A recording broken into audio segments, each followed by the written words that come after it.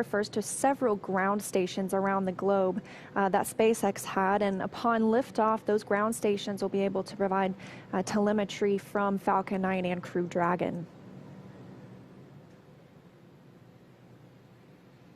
There's also about a half a dozen checks to ensure everybody's ready in here. You can see those suit-up crew. I've heard people call them the ninjas before. I think it's a pretty apt name. But they are checking to make sure the suits are ready. They're helping them connect the umbilicals. They're buckling them in. They're also assisting with those leak and comm checks. So they each have a very individual and specific role. And we just stepped through this a couple of days ago for the dry dress. Every single detail, we stepped through it, from buckling up to connecting the umbilicals, even the comm checks. So it's kind of like run 2, right? But really day 1. Little deja vu, but it's all very, very organized. Doing the practice runs helps make sure.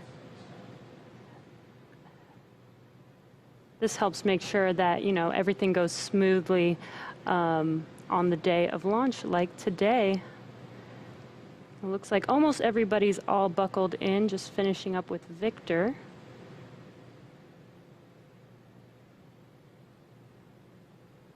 Comm check should occur once everybody's already buckled in, so.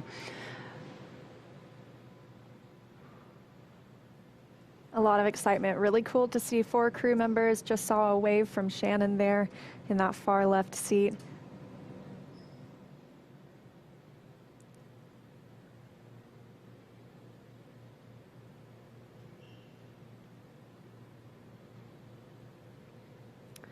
All right, well, let's check in with John Innsbrucker for the latest with the health of both vehicles.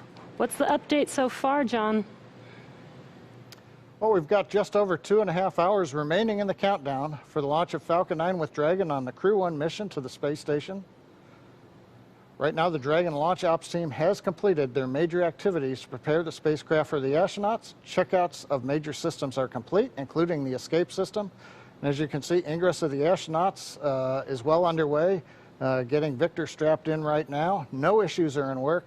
And right now, we're listening, waiting for comm checks with the crew and the ground coming up here shortly. On the launch vehicle, the Falcon 9 team is located in Firing Room 4 in the Launch Control Center at KSC. They're settling in for final checkouts and propellant loading and launch. They'll be doing comm checks with the crew, and that'll happen at about T-minus 2 hours. Currently, all systems are go on the Falcon 9 launch vehicle. The range continues to report no problems. The weather forecast continues to be acceptable. We're watching the upper altitude rain showers if they're in the trajectory of the vehicle. Also watching thick cloud rule and keeping the fingers crossed. We're also looking at weather around the world. We need to make sure conditions are acceptable if Dragon has to splash down in the Atlantic in case of an escape. And we're also monitoring contingency splashdown locations if the crew had to come back to Earth before docking with the space station. Now, if this were to happen, SpaceX and NASA are coordinating with the U.S. Coast Guard to ensure crew safety upon splashdown. And that includes extra ships and air assets to patrol a 10 nautical mile keep-out zone. This will help mitigate safety concerns for any boaters who are approaching the launch area. As the clock continues to count down, all systems are go at T-minus 2 hours, 31 minutes. And let's head back over to Jesse and Leah, who are also here in Hawthorne, as we wait for the comm checks with the crew. Thanks, John.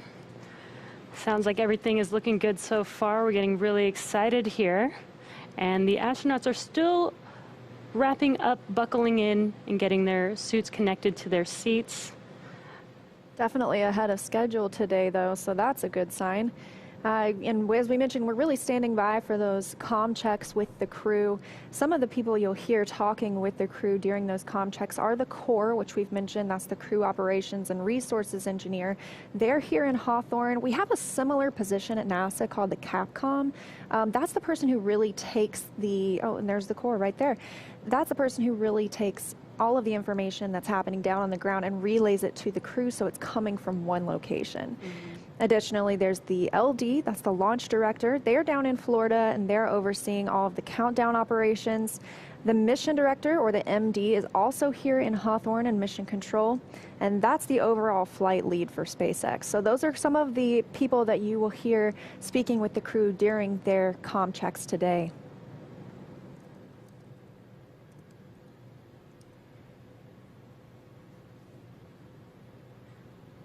Once they're all finished getting buckled in, those seats will also rotate into launch position. Right now, it does look like they're a little further away from those display panels, but once they rotate backwards, those display panels will be right in front of them and easy to access.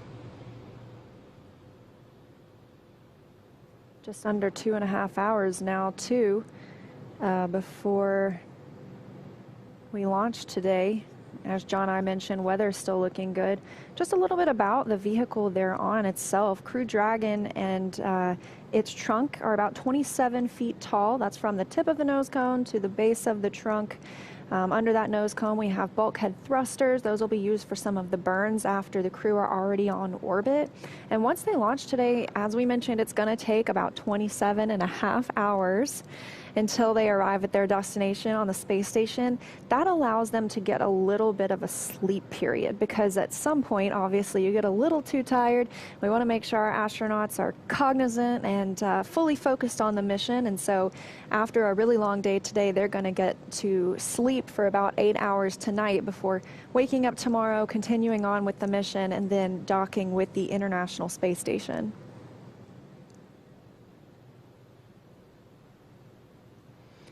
And again, we are standing by for those comm checks.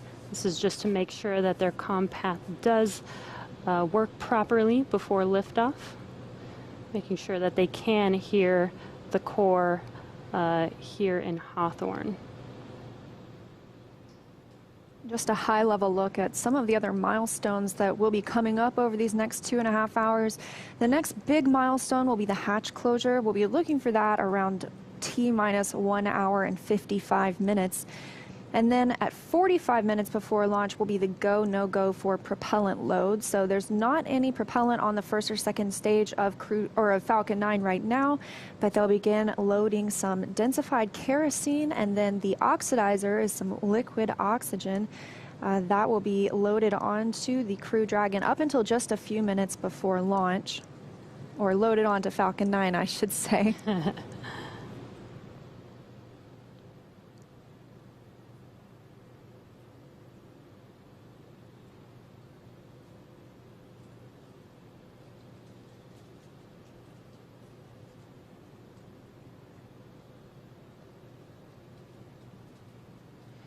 And again, we are still waiting for those comm checks. Looks like the crew is almost done getting all strapped in, their suits connected to their custom seats.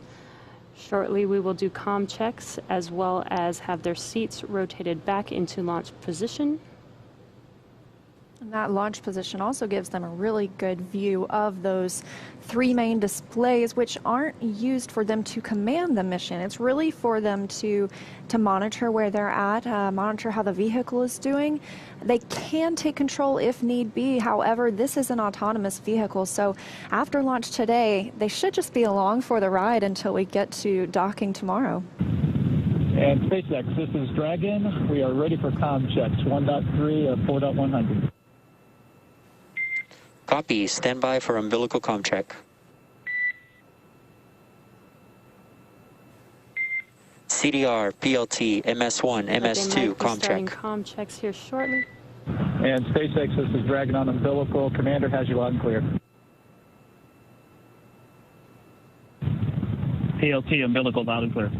MS1, umbilical, loud and clear. MS2, umbilical, loud and clear. And core, copy. 4 good comm checks, loud and clear. Umbilical comm check complete. Stand by for ground station comm check.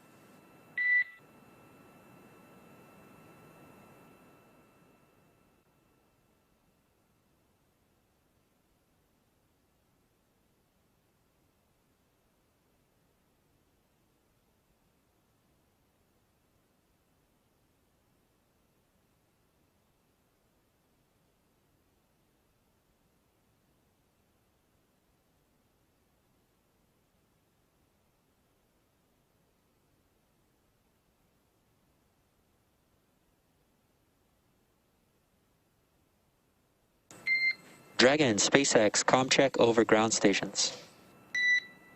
And SpaceX, this is Dragon. Have you loud and clear on ground station. And Core, I've got you loud and clear. Ground station ComCheck complete. Stand by for TDRS ComCheck.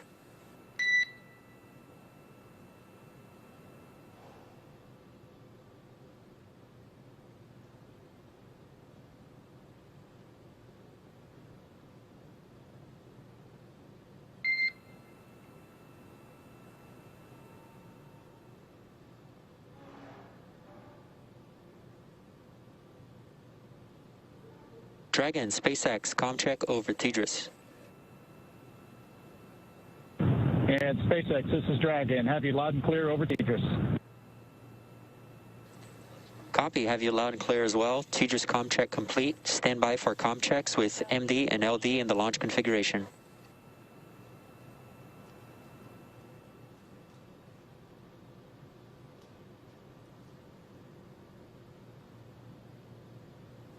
Dragon, MD on countdown 1, ComCheck.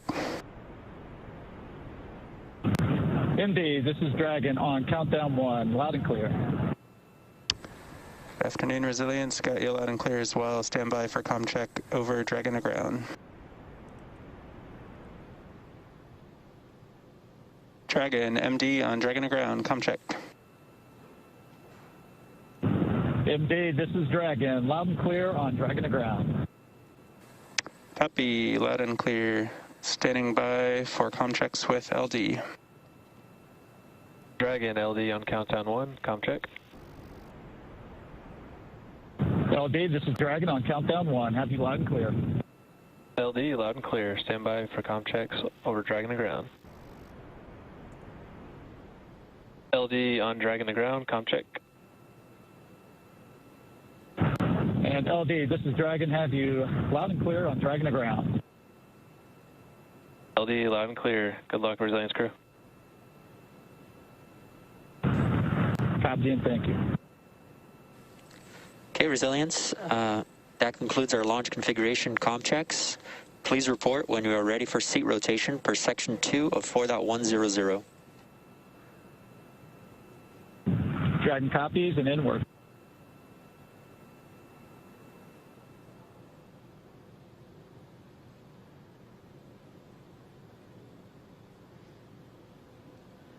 And sounds like we just completed comm checks. Sounds like everything is good to go. So we're going to head back over to KSC with Marie. Thanks, Jesse. We are now getting an up-close look at a full-scale mock-up of Crew Dragon. And Kate, the astronauts are sitting inside a Crew Dragon that's very much like this one. Can you kind of give us a layout of what we're looking at here? Yeah. So this is an exact replica, a 1-to-1 scale of Crew Dragon. So you can kind of see size-wise the amount of room that our four crew members have to move around. While this isn't the exact training module that they use to train in, as I've mentioned before, our crew trains at SpaceX extensively prior to flight. They use a mock-up similar to this one for things very detailed, such as running procedures inside the capsule, but also something as simple as practicing getting in and out, going through the side hatch, especially in a spacesuit. That could be a little clunky. Nicole, you flew on shuttle twice. I'm sure you had training and modules similar. We did, and you know what's really exciting for crew members is once you start doing a lot of training in the mock-ups, you know you're close to flying in space, so you really get excited about that. I don't know, I look at this and it's really neat to me to be just up close and personal with, even with a mock-up of the spacecraft. But you know, I look at it and there's things that are certainly familiar, like a window. Thankfully there's windows. But what is some of the other stuff we're seeing on here, these, you know, these silver little ovals, and I know that's the hatch, but what else are we looking at here? So these are the ports for our Draco thruster system. As I've mentioned before, Dragon is capable of steering itself in space, and that onboard propulsion system is here. These are the Draco thruster ports that are utilized during in-flight and orbit maneuvers. Over here on the side, we have the Super Draco system, which is basically a super-powered high-flow system, and those are only utilized in an abort scenario. So we talked a little bit about escape procedures. Those Super Dracos will not be firing on a nominal day, but they're important to have, as you know, they give the crew a path to safety if necessary. And we just heard the call for seat rotation. So that means that the crew, their seats are being rotated into position for launch. So we are going to send it over to NASA's Daryl Nail. He is at the OSB-2 viewing location with Kennedy Center Director Bob Cabana. Daryl? Right, thank you, Marie, and thank you for the tour of the Dragon space capsule. And I am here with Bob Cabana, director of the Kennedy Space Center. Thanks for being here, Bob. And this is the Kennedy interview desk, and we are in the shadow of a little bit of cool hardware ourselves, the vehicle assembly building, which looks outstanding. Doesn't it? Yeah. It's got a new, we touched it up a little. We repainted the flag and NASA meatball and the sides of it. We got it all spiffed up for this history-making day. Excellent. You know, it's another great day at Kennedy Space Center, America's premier multi-user spaceport. We're making history. You like to talk about that. First FAA commercial licensed launch of crew to the International Space Station. And to that point, why is that important for Kennedy? Well, it's important because we're trying to establish a commercial economy in low Earth orbit, all right? We want to be one of many customers. So by us flying crews to the International Space Station on an FAA licensed flight, it opens up the door for other people to fly up there. Right. Other commercial customers. Yeah. So I saw you down there with the crew getting out, and they were walking out to their cars. Yeah, they look great. They're excited. I think I saw you were holding your phone, getting some shots. I got, I kind of admit I'm a little bit of a space nerd. Well, hey, listen, I mean, you've been to space 4 times, so you understand what these folks are going through right now. I mean, it's getting real. These seats are articulating up. You can see it moving right now, Bob, as they get into position there. Yeah. This must be a moment where it kind of gets real. Oh, yeah, once you're strapped in, and wait till they close the hatch, then it's really real. Is that the moment it clicks? Yeah, then it's like, okay, we're inside this thing, we're going. You know, what's the feeling? What kind of goes through your head? So it depends on different. I mean, on my first flight, what absolutely went through my head was, I don't want to screw this up. I want to make sure I don't make any mistakes. Yeah. I mean, I was really focused on making sure that I did everything absolutely perfect. And you don't know what to expect. First off, no simulator on Earth can prepare you for what it's like to ride a rocket into space. I mean, you practice everything, but man, it just gets up and goes. That acceleration, that force pushing you back in the seat, it's something else. And so not knowing what that's going to be like, there's a little bit of anticipation. You know, when you go a second and third time, then you got a little more idea of what to expect, and you can relax a little bit more. But so there's anticipation of what is this going to be like? What is this going to feel like? And you would think there's some nerves there, right, just naturally in this moment. But these 4 astronauts, they also ate extremely well. So I hope that the nerves don't get them too much. They ate well because they were at the astronaut crew quarters. You've been hosting them for the past week. Sure. And tell me about what they got to eat. Like anything they wanted. That's great. On the menu, whatever you want. I heard like New York strip steak, basmati rice. Yeah, whatever. There was some dressing thrown in. Yeah. No, life in crew quarters is good. Yeah. With there's one crew. We used to have a motto in crew quarters: eat till you're sleepy and sleep till it's time you're hungry. That's a good way to leave. I'm surprised you can get them out there to get on the rocket with that kind of living. So that's why you don't want to spend too much time in crew quarters. No, but we do a great job protecting our astronauts from keeping them healthy. But it's not about it's just amazing what we do. I would trade places with any one of them in a heartbeat. I'm really proud of these guys, and I'm proud of what we've accomplished as a nation to have this commercial crew program. Kathy Leaders and her team have just done an outstanding job getting Bob and Doug Hurley up there and home safely, paving the way for this first flight under contract with SpaceX.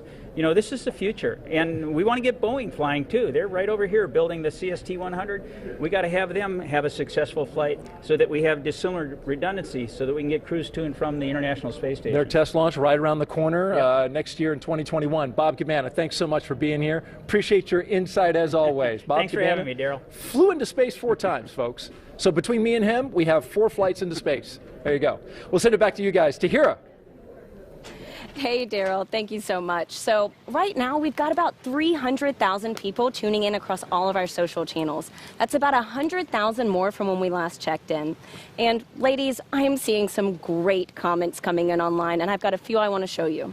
So this first one is, she says, I've always heard NASA astronauts talk about steak and eggs for breakfast, but this is the first time I've heard of curry rice. Love this, and just a huge thank you to astronaut Soichi for sharing this tradition with us.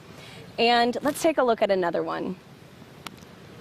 So we've got this user saying this is like watching Apollo 11. This will make history, and a private company sending humans to space with a reusable rocket. the future is now. So, and again, Marie, people have been super curious about what the zero gravity indicator is going to be on today's flight. I was wondering if you could maybe give us a hint. Okay, so I know what it's going to be. Nicole knows. I think Kate might know. We're not allowed to say yet, but I can tell you to keep your eye out. It will make an appearance at some point, but it's a surprise. It's special. Even be better. great. Have to tune in. So, and ladies, we're hearing about the larger crew size in the capsule today, and I think that's super fun to think about of those at home. So I think we're going to pose the question to the public to see how big is their dream space crew. And we'll make this a poll, and so I'll share the results with you later on in the show. But Nicole, you're the only one up here that's actually been to space and on a few different crew sizes. Do you have a preferred number? Well, 6 seemed to be the number for me, and I think if I could add my family members on top of that, that would be outstanding. Oh, I agree. And room for pets. Yeah. Oh, yes. So, ladies, over the past month, we've also been asking users on social media to show us how they're getting excited for today's launch, and we've received some amazing submissions from around the world. Take a look at these. 3, 2, 1, 0. Ignition. Liftoff.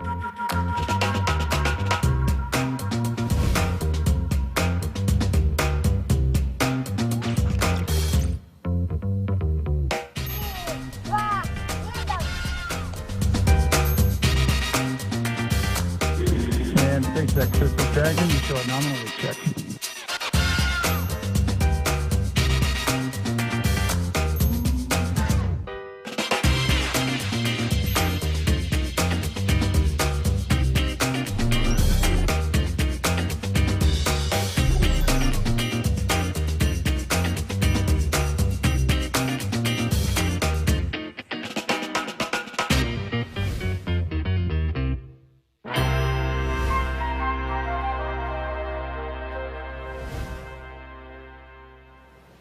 I mean, there you have it. People from around the world are just engaged with this launch. All right, thanks to Hira, and thanks to all of you following along. Keep sending us your submissions, how you're watching. We love seeing those. So we had seat rotation and comm checks, and we want to learn a little bit more about the crew before we get into hatch closure. This will be the second space flight. 5.2 of 4.100. We are ready for Dragon hatch closure. Okay, so we just heard the call. Copy, ready for hatch closure, and we'll keep you posted as that progresses. Okay, so we heard the call that they're ready for hatch closure. So we're going to pause for just a moment.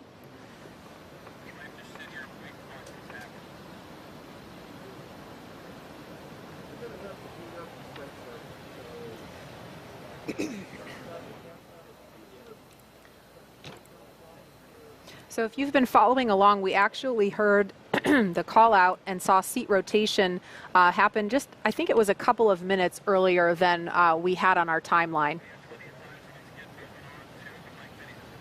Okay, so hatch closure is coming up, but in the meantime, we want to learn a little bit more about Crew Dragon Commander Mike Hopkins. He is a U.S. Air Force colonel, and here's a little bit more about the Missouri native who's already logged 166 days in space.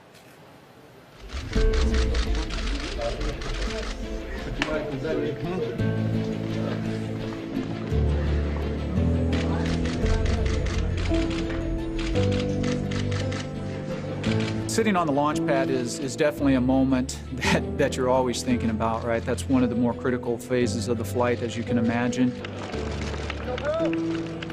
You're very focused in, right? It can be a very emotional time. You're kind of pinching yourself because it's hard to believe that you're finally there. Born in Lebanon, Missouri, he is an Air Force colonel and a flight test engineer.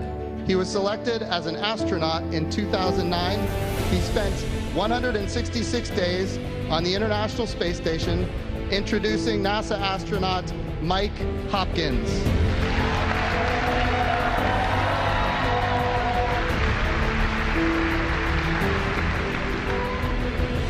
You know, it's funny, I mean, a lot of times people think of the dream of being an astronaut as something that a kid would have. And I remember when my wife and I first started dating at the University of Illinois, and I told her that I wanted to be an astronaut, she laughed at me and kind of said, "Are you serious?" But at the same time, she stuck with me throughout the years, and to have that dream come true is pretty amazing.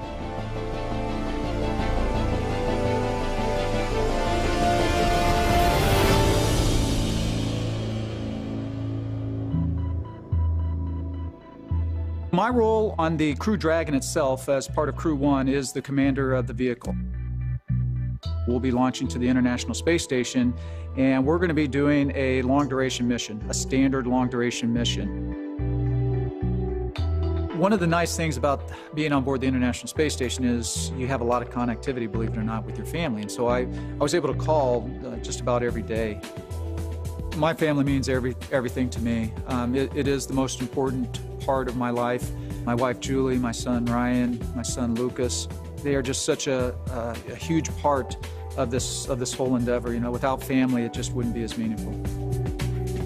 The partnership that we have right now with SpaceX, it's pretty powerful. They bring a lot to the table. NASA brings a lot to the table. We've got a ton of experience in human spaceflight. When you're out there on a day-to-day basis and you're interacting with their engineers, and you're interacting with their trainers, and you're interacting with the people that are actually building the rockets and building the capsule itself, you really get to establish the relationships, the personal relationships. It's not just about the astronauts that are on board, but it's about the entire team at NASA and SpaceX that it's taken to launch this Crew-1 vehicle, and we couldn't do our job without them.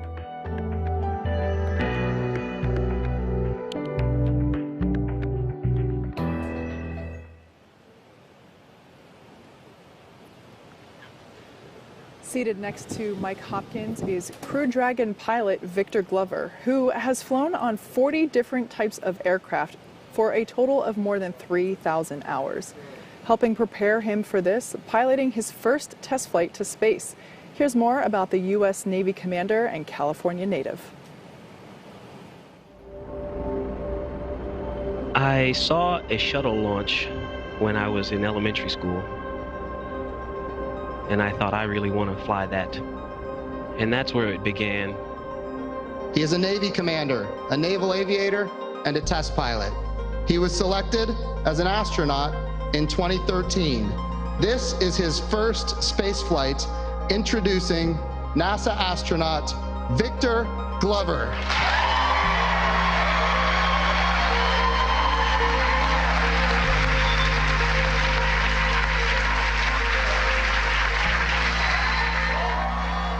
First and foremost, I'm just grateful to God and to my family. To work and live in space is just a humbling and amazing blessing in and of itself. This is a test pilot's dream. Flying has been such an important part of my professional life, and I love to do it. 64,000 feet, that's the highest up I've ever been above the ground. And so to get to a point beyond that, that'll be a little special moment. I'm a rookie astronaut. I'm the pilot and going to be learning the ropes from a very experienced crew. Trying to balance that, enjoying and living in the moment, but also managing the responsibilities to make sure that we get to space safely. I'm looking forward to that juxtaposition of emotion, I think. Tell me about how you ended up here. I think for every astronaut, that's kind of a different story. Ooh, wow, that goes way back. So high school athlete, loved being a part of a small high-performing team, wrestling and football. Was fortunate to wrestle in college while pursuing my engineering education. I actually originally wanted to be a Navy SEAL. That's what started my journey in the Navy, and I wound up deciding to go into aviation and learn to fly. The love of flying and being a part of a small, very specialized, high-performing team that gets to do things in really interesting and challenging environments. The astronaut corps is the epitome of that. This is truly an exciting time for human spaceflight in our nation. And believe me, it's only going to get better as we charge off into the future. We've been working with our partner SpaceX for years. It's just been amazing to learn about the vehicle and to just spend time getting to know their flight control team and their trainers. It's creating sort of a new culture that is some kind of a balance between the two. The fact that it takes thousands of people all over the world to get us ready, it's humbling and overwhelming, and I want to do my best because I represent them So thank you for your support and for your love, and know that you're flying with us on Crew-1.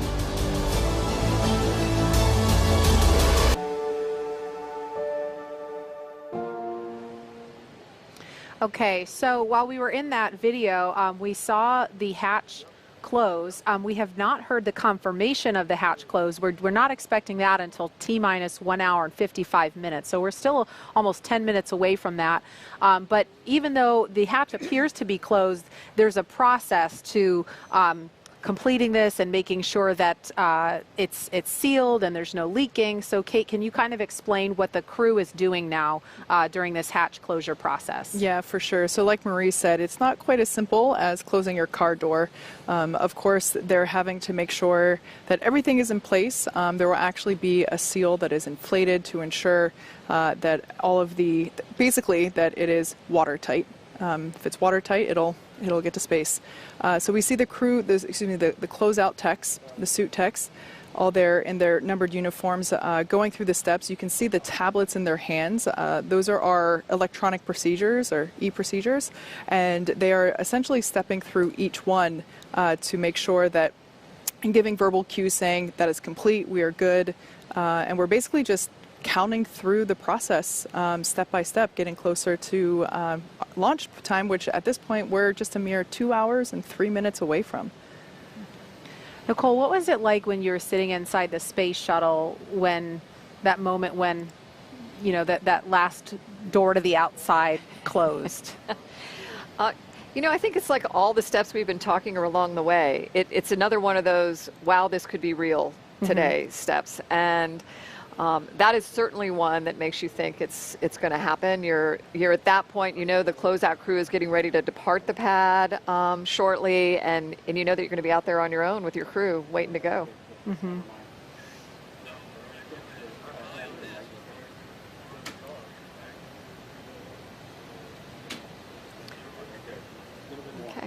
All right, and in seat number 1 today is Crew-1 mission specialist Shannon Walker, who flew previously on the Russian Soyuz to the International Space Station, spending 163 days in space.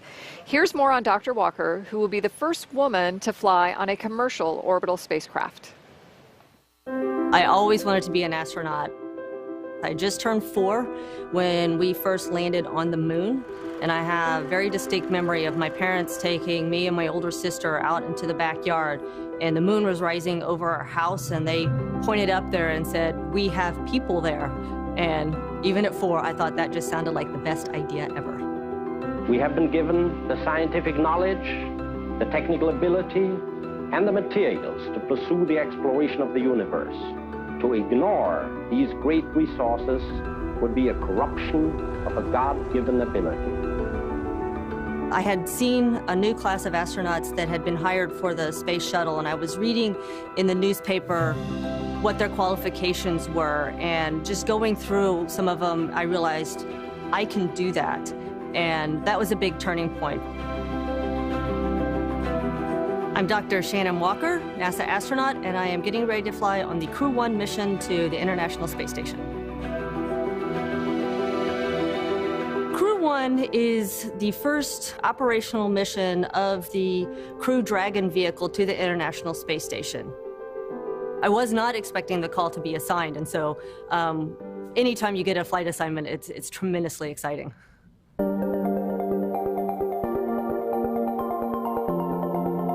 I spent 6 months on the station previously in 2010, and I am so looking forward to getting back there and having another 6 months on the space station. There are so many things that you could do on station. What I like about it is every day really is different. You get up and you may be doing a biological experiment one day, you may be doing maintenance on equipment the next day, and then the day following that you'll be doing some sort of experiment in chemistry. What I have found being part of the International Space Station program, and not just Russia, but our colleagues in Japan and Europe and Canada, is that underneath it all, we all have the same goals and we all have the same passions. The Dragon spacecraft represents to me is just a continuing evolution of better computing power that's evolved over the years and different ways that the crew can interact with the spacecraft. SpaceX is a very interesting company. There are so many young people. I always imagine it to be like it was in the early Apollo days at NASA, with so many young engineers so passionate about what they are doing. The important thing is we both have learned from each other, and now we've got a very strong bond on what we want to accomplish and how we need to accomplish it together. I do believe that human spaceflight is an imperative for our planet, and to be a part of that, to keep the progress going, I find very inspiring.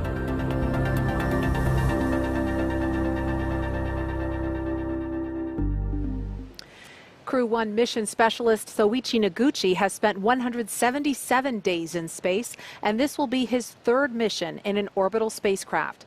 Here's more on the first international partner to fly aboard Crew Dragon. Soichi appears to be a very quiet person, and yet he comes out with some fantastic one-liners. Soichi is probably the quietest, but he is probably the funniest as well. Earlier, I used the word dignified to describe him, but his humor is very dry and subtle, but it is extremely witty, and it just makes it that much more funny. Konnichiwa.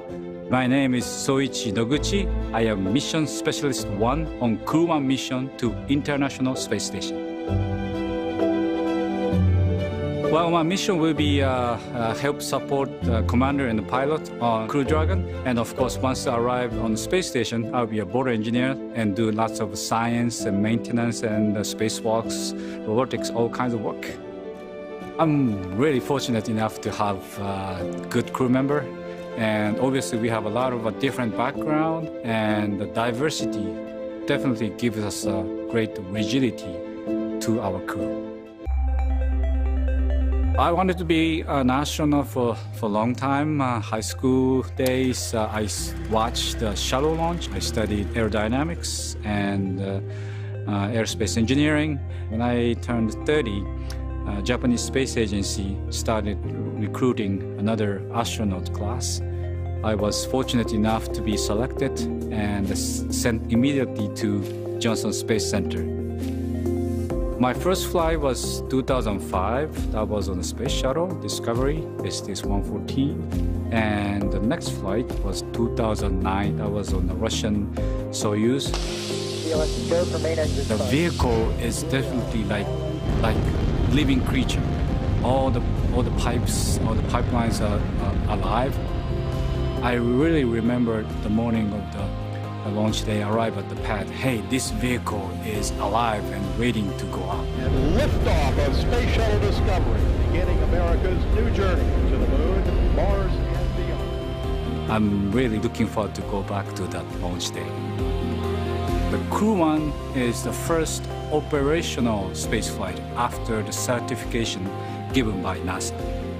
Important thing is this is brand new, designed from scratch, 21st century spacecraft, and this is a new design, and obviously the SpaceX did a very nice job. The spacecraft of this century is not just for America, but this is an international corporation, and all the other people around the world have a chance to ride on this Crew Dragon. So this is a new era.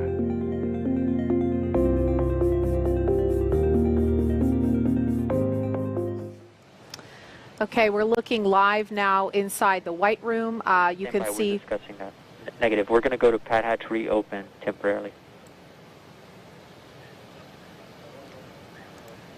Okay, so it sounds like they may be reopening the hatch. We're going to listen in to see if we can hear any more chatter about that.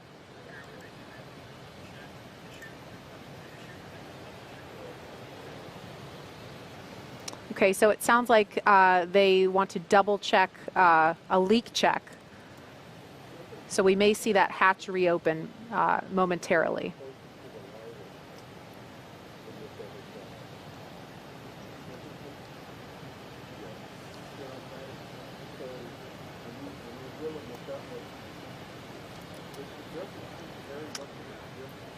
Nominally, we would expect right about now to hear a call out for hatch close right at T-minus 1 hour and 55 minutes. So we haven't heard that just yet, but we did hear that the teams are looking at reopening the hatch to double check some leaks.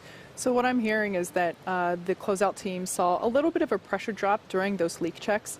So like I mentioned before, it's not like closing a door, right? Or it's not closing the door to your car. The door closes, they check the environments inside the capsule, make sure we're good. Then they perform a leak check again, essentially making sure that the cabin and the door are able to maintain pressure and environments. So something like this, if they have to reopen it, it might just be they have to reposition a seal. So we're considered a minor issue at the moment, but it might be as simple as allowing us to open the hatch, check the seals and the latch mechanism, and then able to reclose it.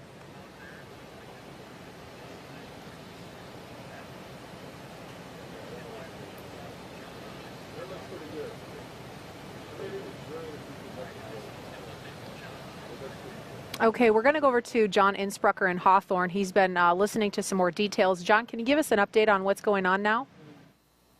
Yeah, Marie, I've been listening into the Dragon nets in addition to Falcon 9. Right now you can see on the screen the crew inside Dragon. Everything is safe at the launch pad. We have not gotten into propellant load. What we were doing is our standard procedures. We did communications checks that you heard a while back. They checked the environmental. Hey, the temperature was just right for the crew inside. And then we command to close the hatch. The team then locks it down. And we run a leak check just to make sure that it is leak tight. We're running that leak check and they saw a little bit of a drop in pressure. So what you're seeing on the screen right now from the outside of the capsule on the left, the SpaceX ingress team in the access arm in the white room, they're going to open that hatch back up again. One thing they want to look at is just make sure nothing got trapped in the seal. They're going to take a look at the latch mechanism. They also are checking their equipment to make sure that it's try to make sure whether or not it's actually in the capsule or it might be in the measuring equipment that they're holding onto.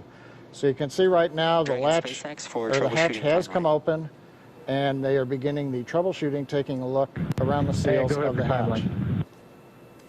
Yeah, I just wanted to let you know that we do have about 10 minutes of margin in the schedule for this troubleshooting. And 10 minutes before they need to start closing the hatch again? That is correct. Yeah, 10 minutes till hatch close, and they're taking a look at the CO at this time. Dragon copies. I'm only listening to program now.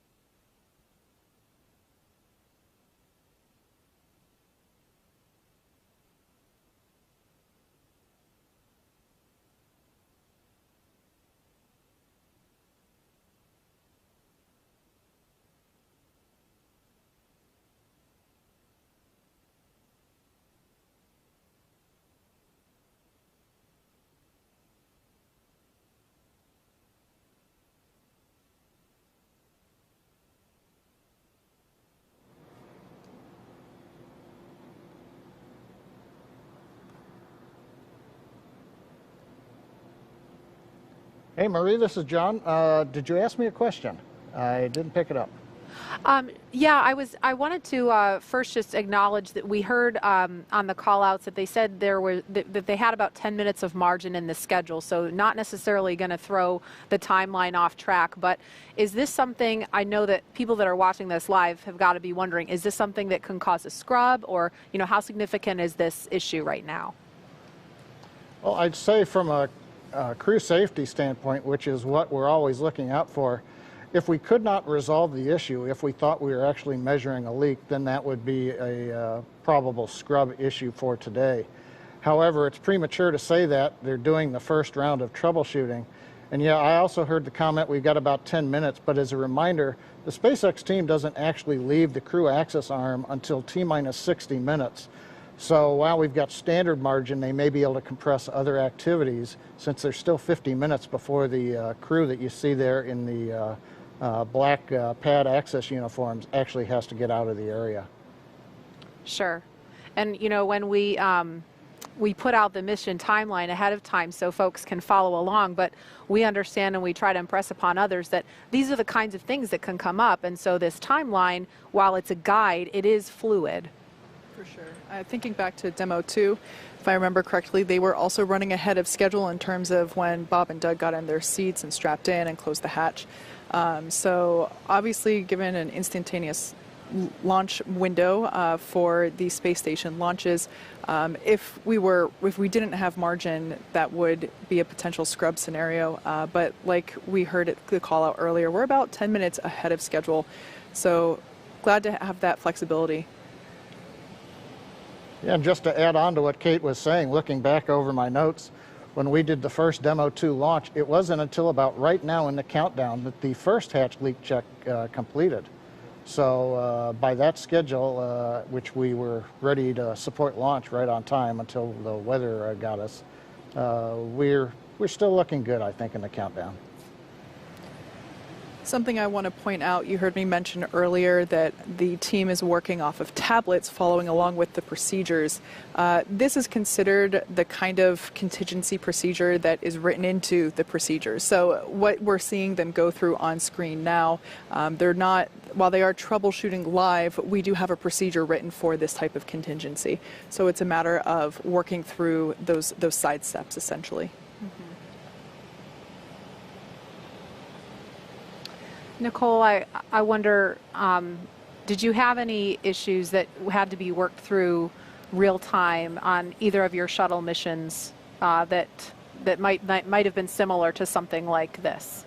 Yeah, I think in both cases, actually, and it's really amazing how the team just comes together and works those procedures like Kate mentioned, where, you know, we've tried our best to think about what could go wrong in these different scenarios, and then put those procedures in place to work it. And as a crew inside, unless there's something that we can actively participate in, we're just following along to make sure that, you know, everything is picking back up onto the timeline, and then waiting in case there is some switch to throw or, you know, communication to have to help with the procedure.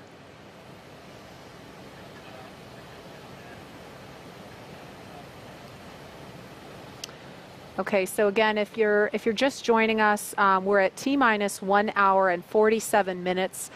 We did not hear the call out of hatch closure yet because when they were going through the leak check process, they noticed a pressure drop inside the capsule. So they opened the hatch back up, and as John and I explained, there is some margin in the schedule.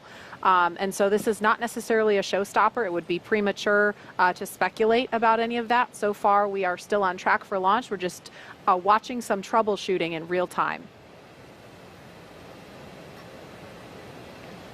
On the right-hand side of the screen, we can see the crew sitting pretty comfortably there in their seats. Something I didn't get to mention earlier is that the seats themselves are custom sized for each astronaut. So not only is the length of the bucket, so basically the length from the tailbone to your shoulders, that is specific for each astronaut, but so is the footrest as well as the armrest. So expecting to fly people of many different heights and wanting to make sure that their positioning is not only operational but comfortable as well. And it seems like everyone's pretty comfy in there. And we can't overstate how important the job is of this pad closeout team who is doing these leak checks and making sure that that hatch is secure and behaving the way it should be before they leave the pad, because these 4 astronauts are inside a capsule that is going to be fueled in a little over an hour and head off to space. And so it's the job of these people that you see on the left of your screen, in addition to hundreds and thousands more around the country that have been working so hard for months and years to keep this crew safe. Again, this is the first operational or rotation mission of 4 people on Crew Dragon, the first of hopefully many more to come. And so the team has to keep the crew safe. So I'm now hearing that that closeout team that we saw there were able to check the seals and clean them a little bit. They found a little piece of FOD there in the seal, so that's probably what was causing the hatch to not maintain pressure. So they are about to, I can't quite tell on the screen, but they will be starting to close that. And what is FOD for people who don't know the acronym? Foreign object debris. Okay. So what's an example of what that could be? You know, it's hard to tell because it depends on the environment, but something as small as a piece of lint to, you know, something like our cell phone or an earring. So that's part of the reason why earlier in the webcast I mentioned that the the suit technician team are checking to make sure nobody's wearing unapproved earrings or jewelry. Those are all considered FOD or foreign object debris. But it looks like we're going to be closing that hatch again if it's not already, and reperforming that leak check. Like I mentioned before, we do have contingencies built into our procedures. We are running ahead of schedule, so nothing to speculate causing an abort at this time. But that being said, we will be repressurizing that hatch. And I should say that it's not like we bring it to pressure and check it and it's good. You want to bring it to pressure, allow it to sit there for a couple of minutes and watch whatever the decay is, if any. Dragon SpaceX for status. And go ahead for Dragon. Yeah, the team did find a possible root cause. They are checking cabin environments, and we're getting ready to close the hatch again. Okay, Dragon copies, and we see pad hatch closed. Prep. Copy it.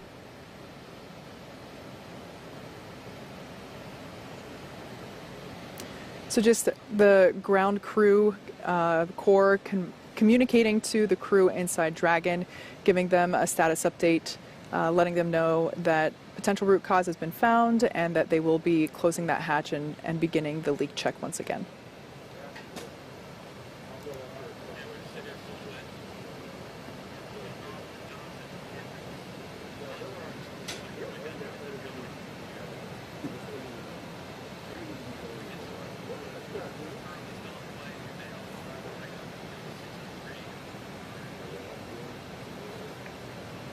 So we heard that they may have identified the root cause, but we haven't heard what that root cause is or what they suspect it is yet. So if we hear that, we will relay that to you, but that is not information that we have heard just yet.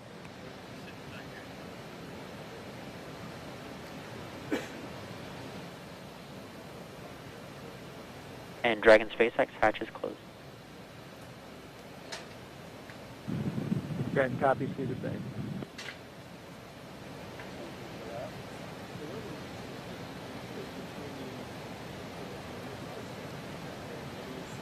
Okay, so we heard hatch is closed, and so we expect a leak check to be forthcoming.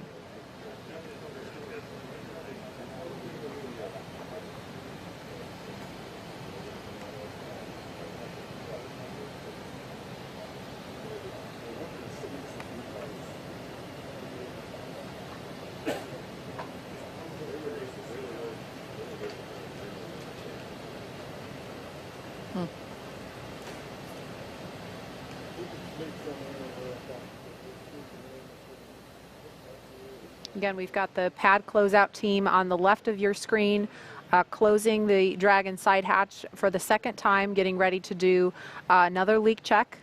And the crew is sitting tight on the right-hand side of the screen. So we see them performing the mechanical sealing of the hatch. After this is complete, we'll begin the leak check.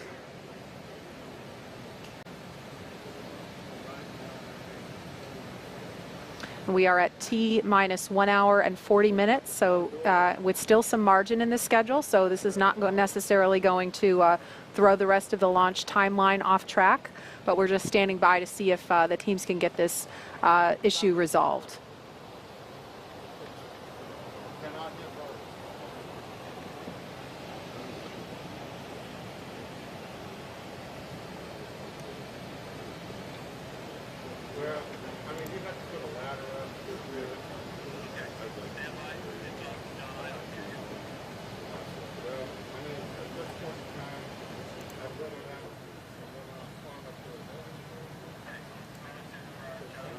Okay, it sounds like we've got an update from John Innsbrucker in Hawthorne. John, what can you tell us? Well, Marie, right now we're just inside 100 minutes until the Falcon 9 launch. We're waiting right now to hear the results of the hatch leak check. The second one's going on. As we've mentioned, we think we found a little bit of debris in the seal, and fingers crossed that we're going to do that. We're also waiting to hear the com checks between the Dragon crew and the Falcon 9 launch team, the responsible engineers down in the firing Dragon room. SpaceX for status. To catch up right now, as I mentioned, we're just inside of 100 minutes. And go ahead for Dragon.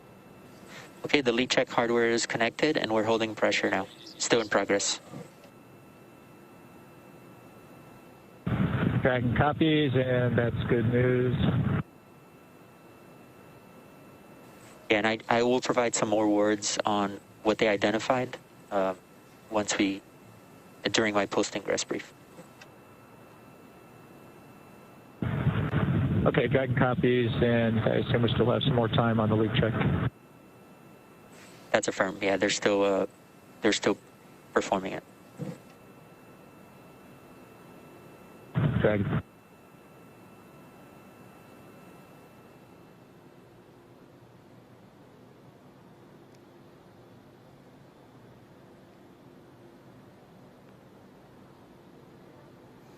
Okay, we heard a little bit of chatter. I'm not sure if y'all picked it up on the webcast, but they talked briefly to the crew, gave them an update similar to one we were just presenting y'all. The good news is that they are farther along in the leak check right now than they got the first time. So again, things are going in the right direction the second time around. They're also looking at the timeline for the crew ingress team that you see there on the left monitor, the SpaceX folks. They will be able to leave a little bit later than T-minus 1 hour and still be able to get clear of the area in plenty of time for us to do propellant loading and the launch. Now, right now on the Falcon 9, we're waiting to do the comm checks with the crew. Our launch engineers for the launch vehicle, they are in firing room 4. Dragon SpaceX for Falcon 9 comm checks. And here comes the comm checks. Let's listen in. And go ahead for Falcon 9 comm check. Yeah, if you're ready, we are going to kick those off. Dragon's ready.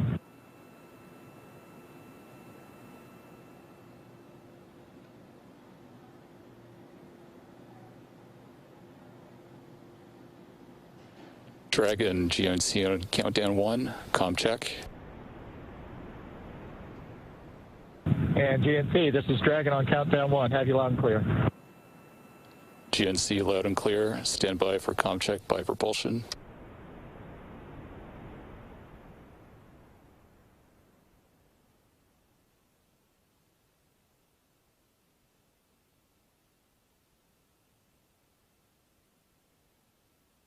Dragon prop on countdown 1, comm check.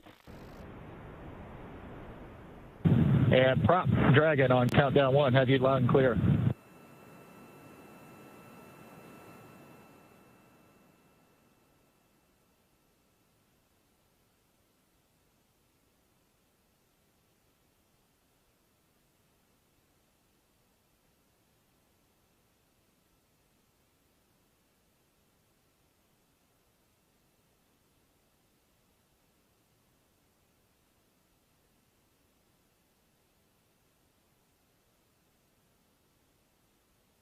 Prop loud and clear. Stand by for comm check with avionics engineer. Dragon, avionics on countdown 1, comm check. Avionics, this is Dragon on countdown 1. I have you loud and clear. Avionics, loud and clear. Stand by for comm check by the ground segment engineer. Dragon, ground segment on countdown 1, comm check. Ground segment, this is Dragon on countdown 1. We have you loud and clear. Ground segment, loud and clear. Stand by for comm check by launch control. Dragon, launch control on countdown 1, comm check. Launch control, this is Dragon on countdown 1. Loud and clear. Launch control, loud and clear. Stand by for comm check by the chief engineer. Dragon, see you on countdown. Comm check.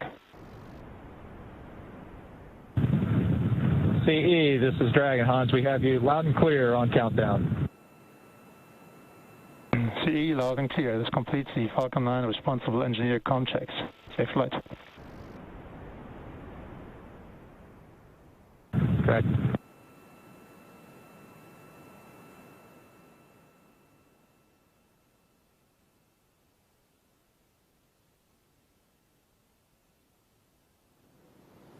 Okay, the good news is we've gotten through the comm checks between the SpaceX team and the Dragon capsule.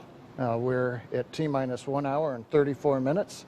On the Falcon 9, everything continues to look good. Big event really coming up launch escape is checks. propellant loading as we get inside T-minus 35 minutes. And on go the ahead Dragon for side, pad hatch closed checklist. Okay, resilience. At this time, we're going to commence health check for the launch escape system. You can expect a momentary flight computer state change followed by a transition back to pad hatch closed. Dragon copies, and we're monitoring.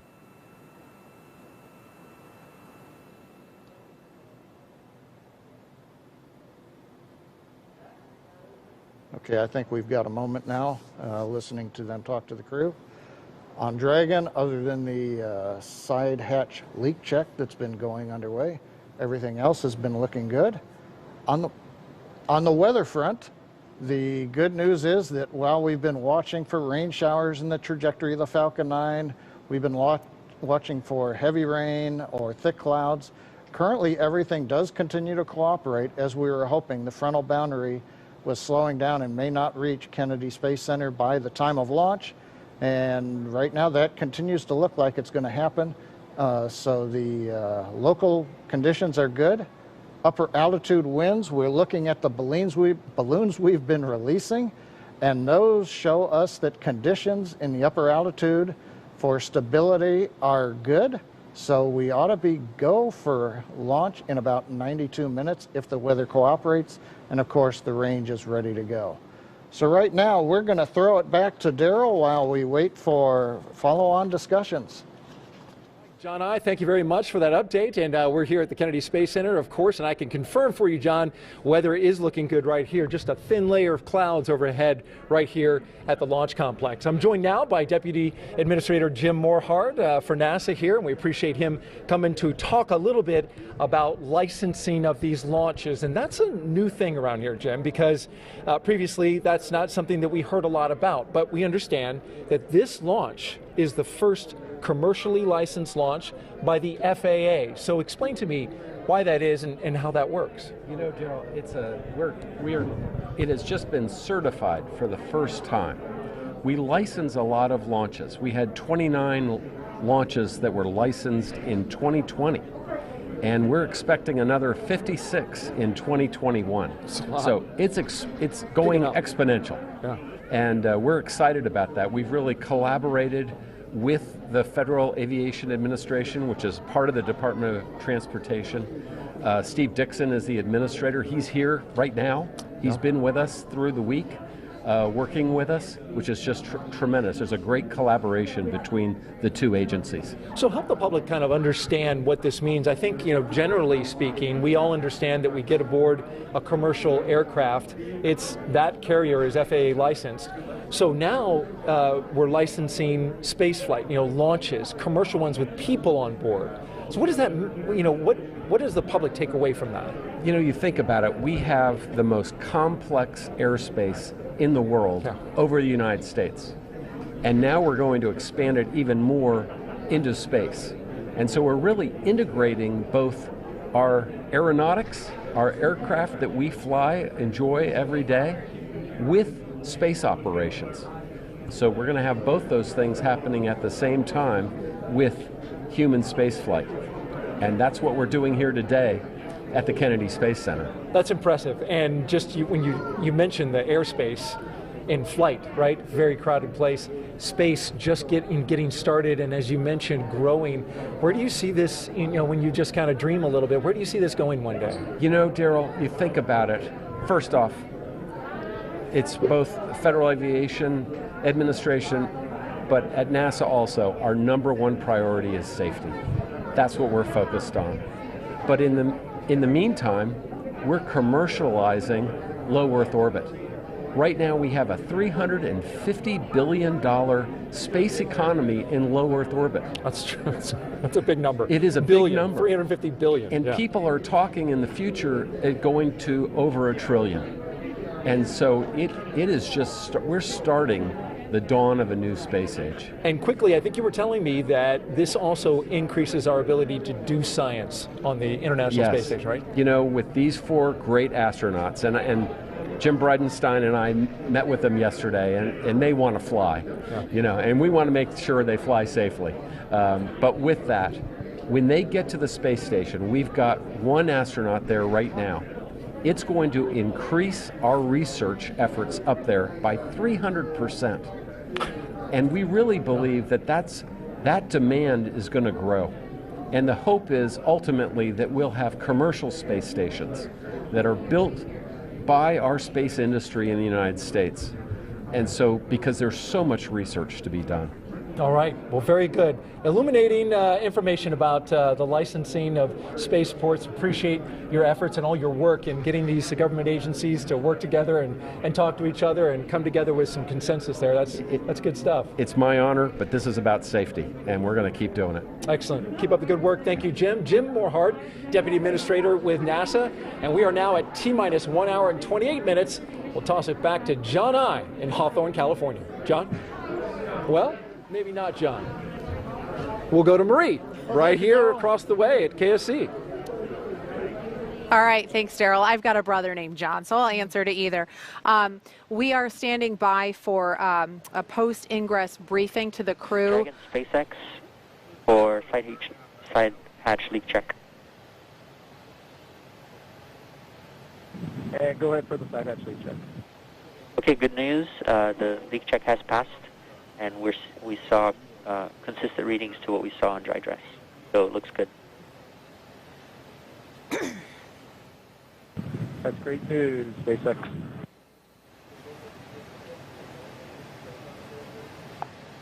So what you just heard there was the core team briefing the crew, letting them know that the leak check passed, and we're going to be moving along in the timeline here. They're now attaching the final exterior cover there on the side hatch.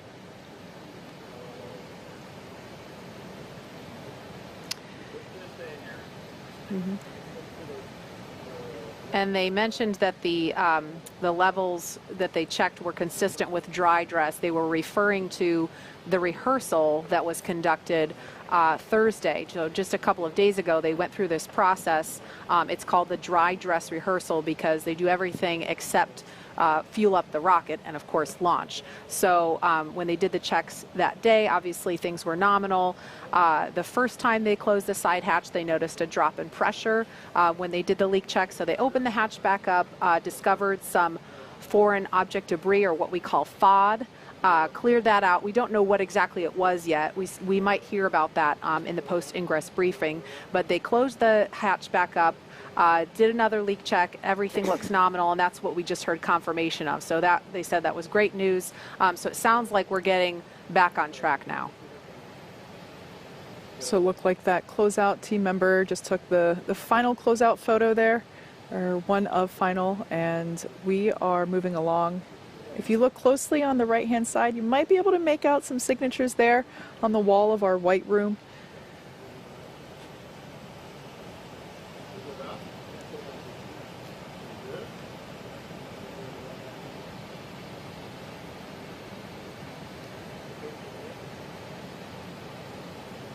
And certainly the astronauts sitting inside the Crew Dragon capsule right now appreciate the attention to detail of this pad closeout team. Yeah, I'll tell you, Marie, it's interesting. I think one of the things we definitely appreciate is that the team that works here with us on these spacecraft absolutely believe that the care and feeding of those spacecraft is their responsibility. And we know that. You can tell as they're working with you and hear them outside the hatch and on the radio as well. Now, Kate, can you explain what we're seeing now? It's a little difficult for me to see on the screen. I'm sorry, I can't tell what they're doing. It is a little off, you know, it's above the frame of the camera view that we can see.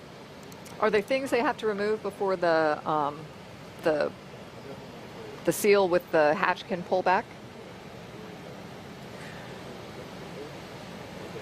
No, there's nothing necessarily attached to the capsule, but I would like to point out, again, we're not only taking into consideration the safety of the crew, but the safety of our team members as well. You can see the straps there. I believe what they're doing is they're basically allowing, so there's a mechanism there on the crew access arm. There's kind of like an airplane door.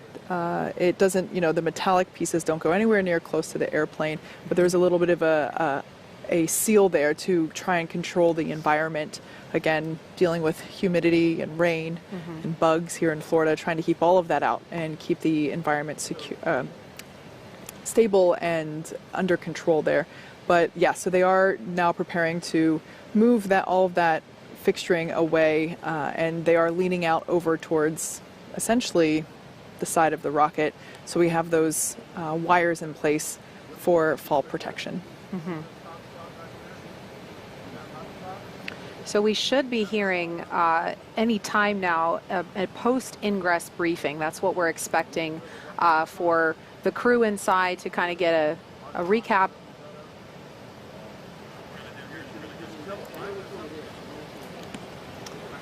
Okay, so maybe a couple more minutes before we hear that briefing. So we're going to move on temporarily. We've made mention of the first crew to launch in Crew Dragon a little earlier this year, and you may remember them as the Space Dads, as they are affectionately known by the NASA and SpaceX teams who work with them. We watched them lift off from this very spot back in May, ending a 9-year gap in human spaceflight from American soil. And we want to honor the courage of NASA astronauts Bob Behnken and Doug Hurley with a look at their historic Demo 2 test flight.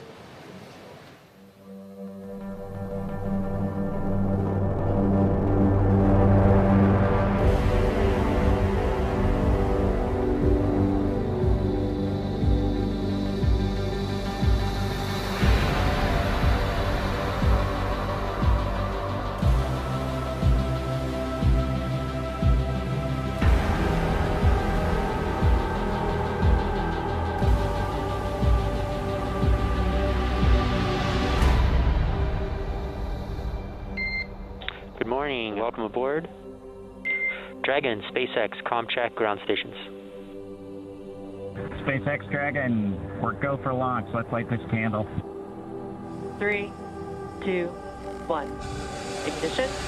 Liftoff of the Falcon 9 and Crew Dragon. Go NASA, go SpaceX, Godspeed, Bob and Doug.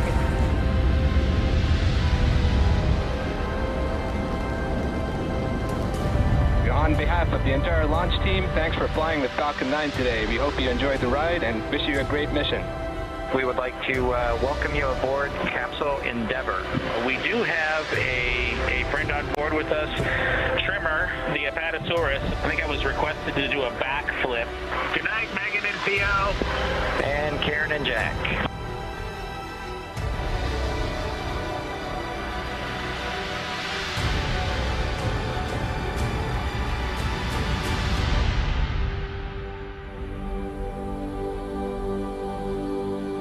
MD Houston flight. Houston is go for undocking and departure. Dragon is committed to undock. SpaceX Dragon on Dragon to ground. We are ready for the systems brief. Copy. As stated, Dragon's in a healthy state. We are proceeding toward the primary landing site, and your timeline is current.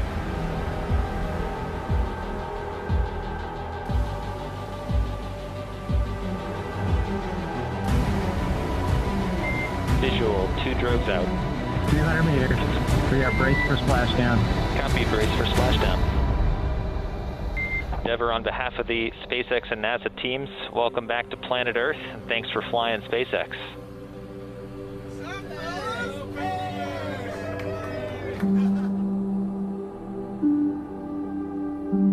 It's a humbling experience to be a part of what was accomplished. It's great to see how excited everybody was. We hope it brings a little bit of brightness to a pretty tough 2020. Wow. I don't know about you guys, but that gives me goosebumps watching that recap. Yeah, absolutely. My family and I made a point to drive over here to the East Coast to watch launch from just down the road in Cocoa Beach with our dear friends, the Honeycutts, a name that's familiar to the Kennedy Space Center family. And I'll tell you, it was a real joy to watch Bob and Doug in space and then to have them safely back on the planet with us. And now, special treat, we're going to hear from my dear friends and fellow bugs, AKA the Space Dads themselves. Daryl is standing by to talk with them. Daryl. That's right, Nicole. We have Bob Behnken and Doug Hurley, the Space Dads, with us live from Houston, Texas. Gentlemen, thank you so much for joining us on yet another historic day here at the Kennedy Space Center.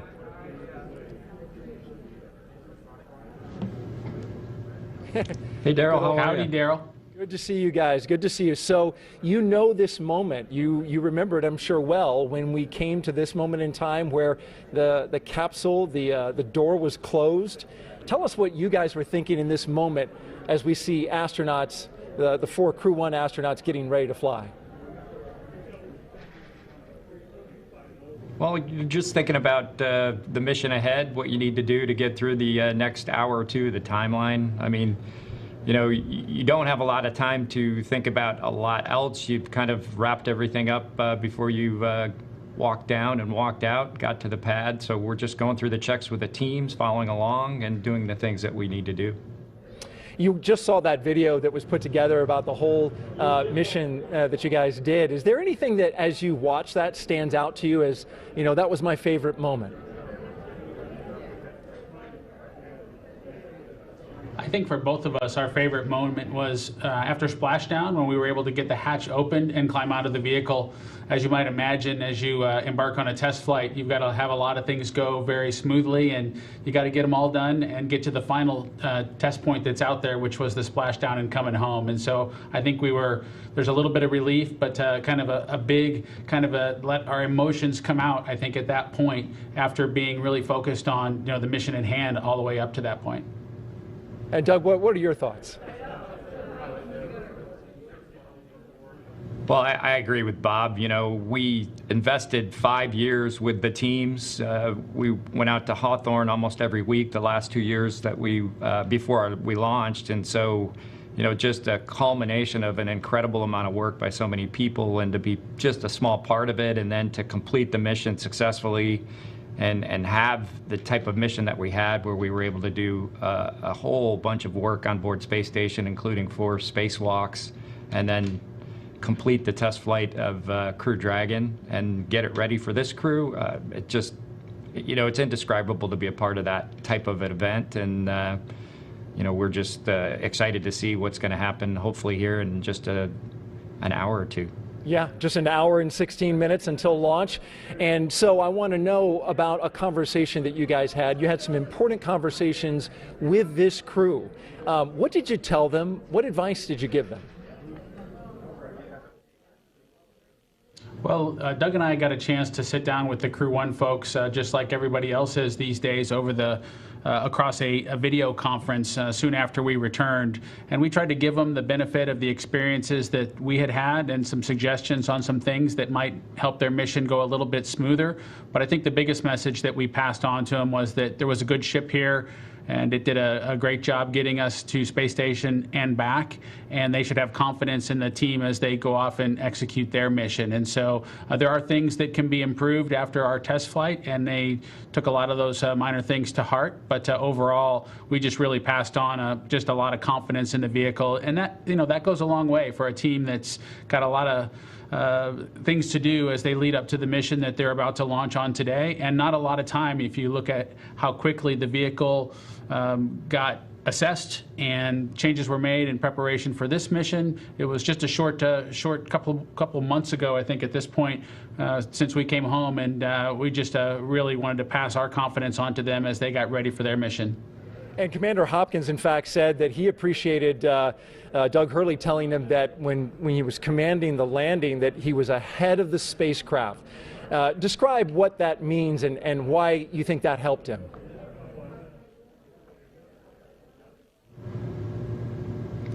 Well, it was a little bit drawn on my experience as a shuttle pilot. My first flight, I just felt like I had to work really hard to keep up with the shuttle as we were re-entering. And, it's a little bit of how you operate on orbit, and then the quickness of the events that you deal with on re-entry. Everything happens pretty fast. So just mentally knowing that was coming, I tried to enforce that with Hopper and just say, hey, look, it's, you're going to be in orbit for a while. Your brain slows down in a sense. But then when re-entry occurs, those events really happen fast. From the time that you separate from the trunk all the way to splashdown happens, it seems like in an instant. So we talked a lot about that, and I just wanted him to be calibrated and be ahead of Dragon as best he could, and then communicate that obviously to his crew. He's got a great crew, and they'll be ready for it when they come back in next spring. And in fact, he said that as a result of that statement, that he studied hard because he knew he had to be ahead of it in order for when these events happen to be ready for them as they come. Bob Bink and Doug Hurley, astronauts with NASA, and the crew of Demo 1. We appreciate you guys. Demo 2, sorry. Appreciate you guys being here. Thank you very much. And enjoy the launch. And now we're going to send it back to the desk. All right, thank you, Daryl. It is T-minus 1 hour and 13 minutes, and we understand John I has been listening in, has some more information to pass along on what's been going on, what information the crew has. So, John I, let's hand it over to you in Hawthorne. Thank you, Marie. It's, as she said, T-minus 1 hour, 13 minutes, 24 seconds. The good news is we are on the timeline. While we were interviewing Bob and Doug, we did hear some discussion with the crew over the SpaceX to Dragon CrewNet. They gave them an update on a couple of issues that we've been working. The one of great interest right now has been the hatch close. They summarized that, as you saw on the monitors, we did reopen the hatch. They found a small piece of FOD, and they also worked on the seal around the hatch. They also did add a little bit of lubricant. They closed the hatch and then reran the 5-minute leak check, and they got a good result. So the crew heard that, and they are supportive, and that issue is now resolved and behind us. The other issue that we've been working that they briefed the crew on is just above the first stage where the propellant tanks and the inner stage meet. You can't see on your monitor there, but there are some weep holes, and what we've seen is some water, I think, from maybe rain that has gotten in there has drained out, and that gave a little bit of discoloration. They wanted to make sure that might not be something else like the RP1 fuel that's on board the rocket. So they've done some review of data. They see no issues with the fuel system, or in this case, it's the grid fin system that's in proximity in that area. They believe it's water. They briefed the crew, and again, that issue is now closed out. So coming up on just inside T-minus 1 hour and 12 minutes, we've closed up our couple issues, and as we also heard just a couple minutes ago, the closeout team has left the crew access arm, so we're looking good on schedule. So Jesse, everything in the very busy last 20 minutes or so has come together and closed out. What else has been going on? That is awesome news, John. Thank you for that very detailed update. We're just 1 hour and 11 minutes from launch, and it just keeps getting more and more exciting, especially with those updates coming in. Since arriving at the spacecraft, the crew were helped by our closeout engineers to get into their seats, attach their suits to special umbilicals that provide breathing air and a communication link to Dragon systems. They conducted leak checks, which were successful, and communications checks with the core here in Hawthorne, which is the person who will speak to them directly throughout the mission, as well as the launch director in Florida. This is where they are checking their comm path through both ground stations and tracking and data relay satellites that will use to talk to the crew the entire way to the station. And after those suit checks, we were looking for the leak check on the hatch. So we closed the hatch, and as John and I explained, there were some pressure changes. And so they reopened the hatch, removed what appears to be a piece of foreign object debris or FOD, reclosed the hatch, conducted those leak checks, and everything has come out well.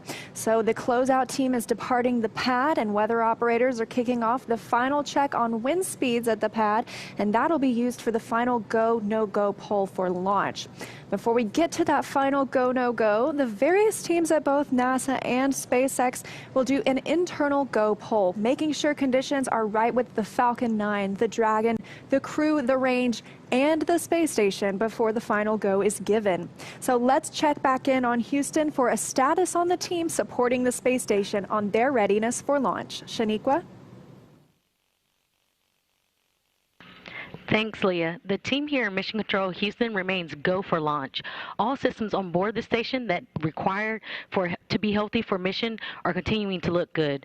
Before the station team is go for launch, they verify that key systems on board the station are functioning as expected. This includes life support systems like oxygen generation, carbon dioxide removal, and the water recycling system that allows us to reuse about 9% of the water we send to station. We're also ensuring that the computers that allow us to command the station's major subsystems, essentially the station's nervous system, are functioning normally. We also work with our Russian counterparts to ensure both methods of controlling the station's attitude or the direction station is pointing are fully functional. This includes the large U.S. gyroscopes and the thrusters found in the Russian segments. Both systems play a critical role during Dragon's docking. Mission Control Houston will be closely monitoring the crew's flight and checking off milestones for most of the journey.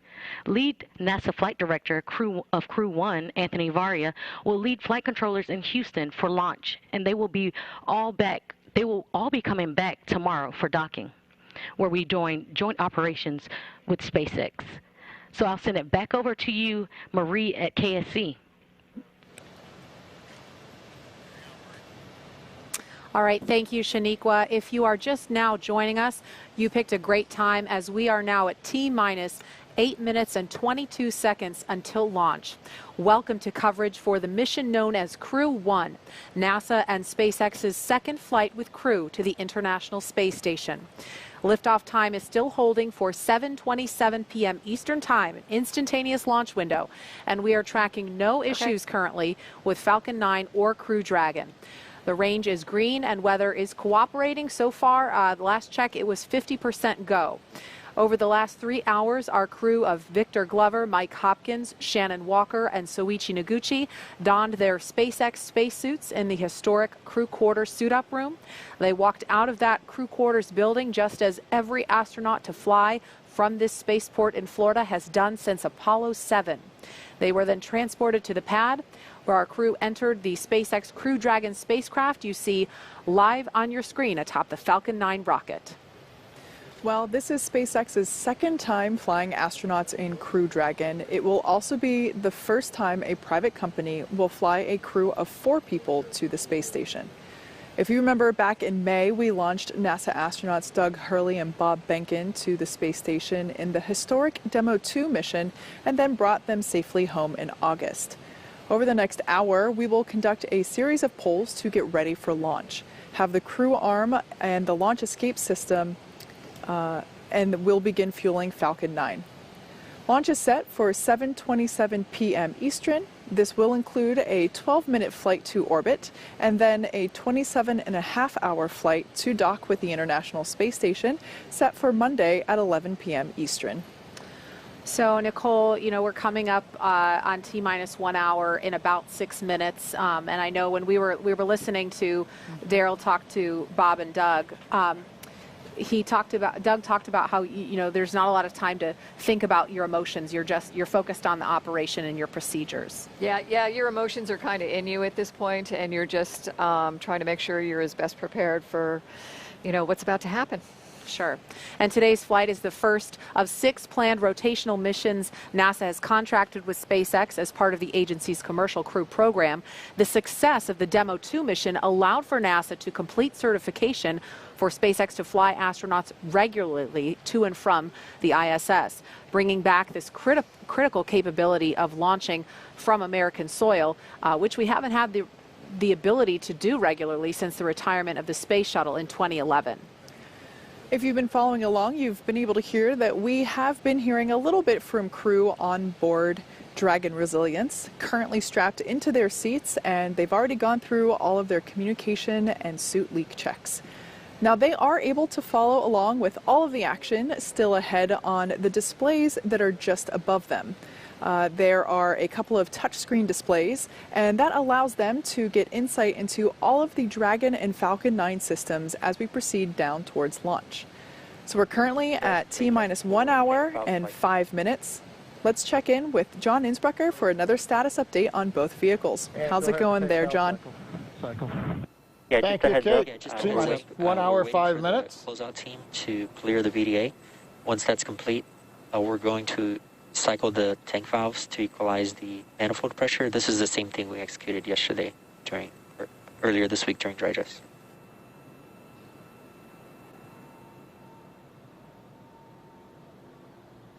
Okay, we copy that, and Jay, your call's coming in a little bit soft, and we're losing you kind of at the end of them.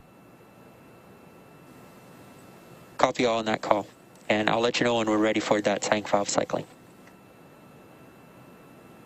Okay, Dragon copies, and that was much better, thank you. Okay, we've just heard a little bit of the dialogue between the crew inside the Dragon capsule Resilience and the SpaceX Dragon team. Looks like they're going to be cycling a little bit of pressure, giving the crew a heads up.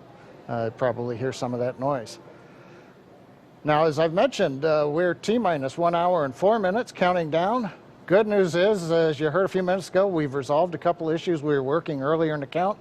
And while the pace was busy before, now it's going to begin to pick up again. Falcon 9 is into its checkouts of first and second stage propulsion systems and engines. That's in preparation for propellant loading. We're going to hear polls between T-minus 47, T-minus 45 minutes on readiness for propellant loading and then on to launch.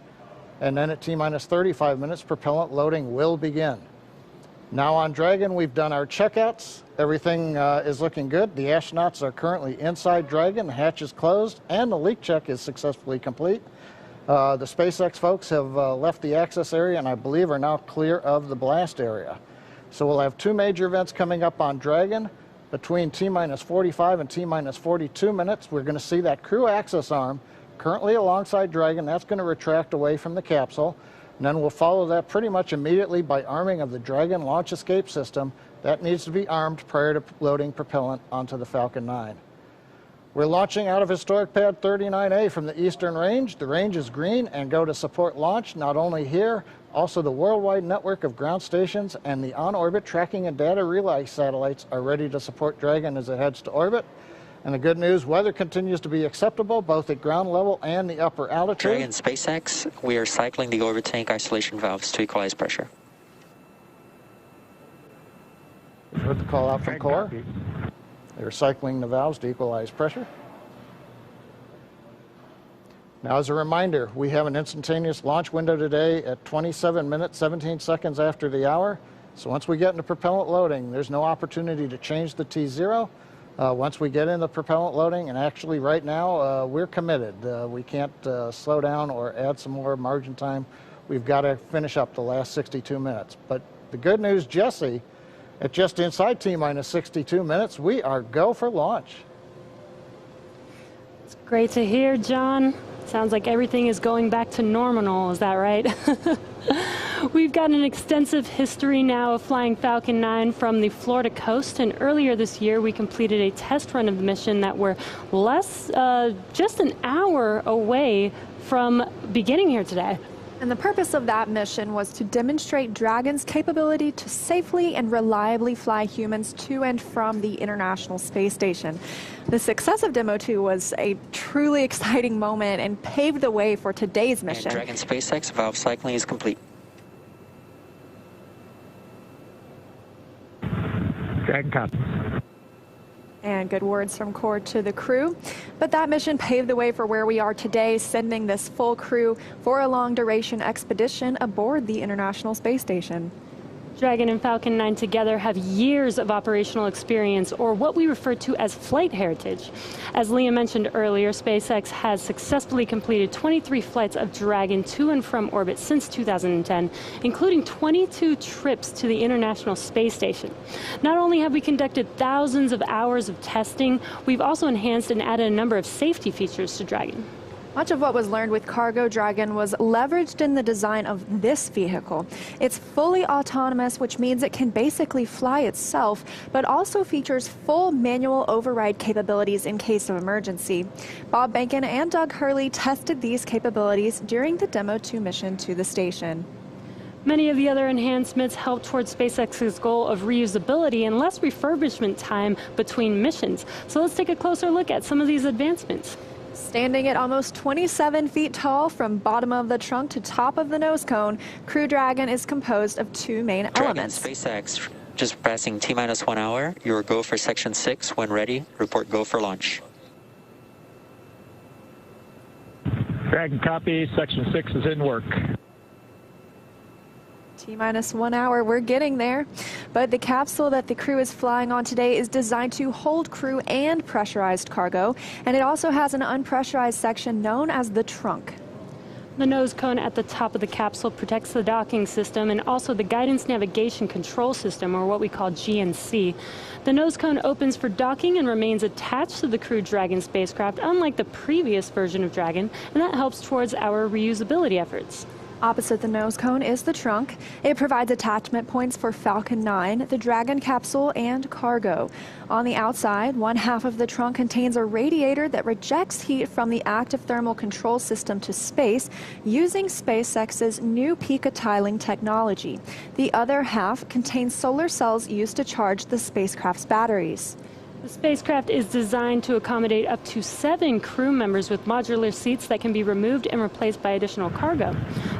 And SpaceX, this is Dragon Resilience for 6.4 of 4.100 launch prep. Dragon is go for launch. Copy, go for launch. Yeah, we're looking good on weather, and you can expect the next call to be the C brief at T-minus 45. And very exciting.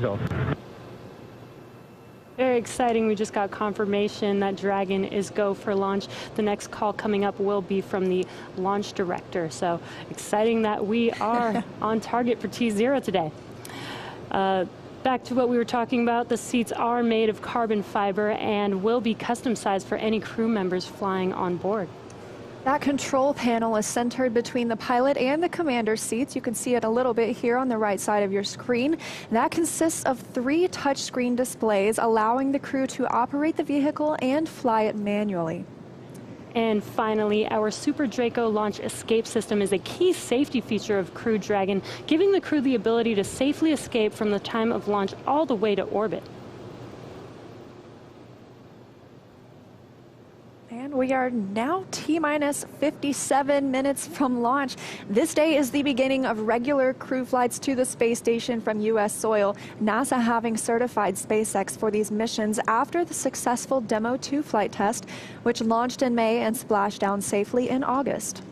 Today's mission will be Crew Dragon's second mission with astronauts aboard and its first long-duration mission to the International Space Station. It's been an awesome countdown so far. Weather is still looking good. We just countdown. The technical team has been pulled and is ready to proceed into the propellant load. Thank you.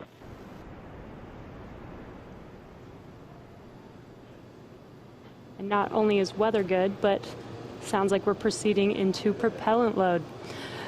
So we're at T-minus 56 minutes and 37 seconds, and we're just getting closer and closer to that T0. So exciting. Yeah, absolutely. We've had a great countdown today. Of course, a few things we didn't expect, but nonetheless, everything continuing on schedule. So starting with suit up, just over 3 hours ago, the SpaceX team helped the crew put on their suits and conduct initial checkouts before crew walkout. Crew walkout was where Victor Glover, Mike Hopkins, Shannon Walker, and Soichi Noguchi gave final goodbyes with friends and family gathered outside the operations and checkout building before they began that roughly 20-minute ride to pad 39A. And what a cool ride that was. What you're seeing on your screen is them getting into their vehicles, waving goodbye. We got some great footage of those Teslas heading down the NASA Causeway before the crew arrived at the pad. And once they got to the pad, they took a minute to take in the sights, There you can see on your screen, they took some pictures and then they headed up into the fixed service structure to begin a process known as crew ingress, where the astronauts entered the vehicle and the SpaceX team performed a series of checks to ensure their suits, the seats, and the vehicle interactions were all functioning properly. And about 15. As a reminder, step 55.72 is open for propellant load go, no-go buys. That's the team continuing to discuss the go, no-go for propellant load. But about 15 minutes ago, the team closed Dragon's hatch with the crew safely inside. So with about 55 minutes to go until Dragon starts breathing fire, things will pick up as we get close to that go, no-go to begin propellant loading and arming the launch escape system. The crew will pull for readiness, which was completed just about 5 minutes ago. And the Dragon pull for prop loading was just called out not too long ago. Next up at T-minus 45 minutes will be an internal mission control Hawthorne pull, and then the launch director's pull for propellant loading. When we get to about T-minus 40 minutes, the crew access arm will retract and the crew will get the call to close their visors and arm the launch escape system. This is the automated system in place that can fire the 8 Super Draco thrusters on Dragon to quickly separate the crew from the rocket, either on the pad or during the flight on the ride uphill. And then once we reach about T-minus 35 minutes, propellant loading for Falcon 9 will begin. We've heard some chatter about whether they're go, no go, continuing those pulls.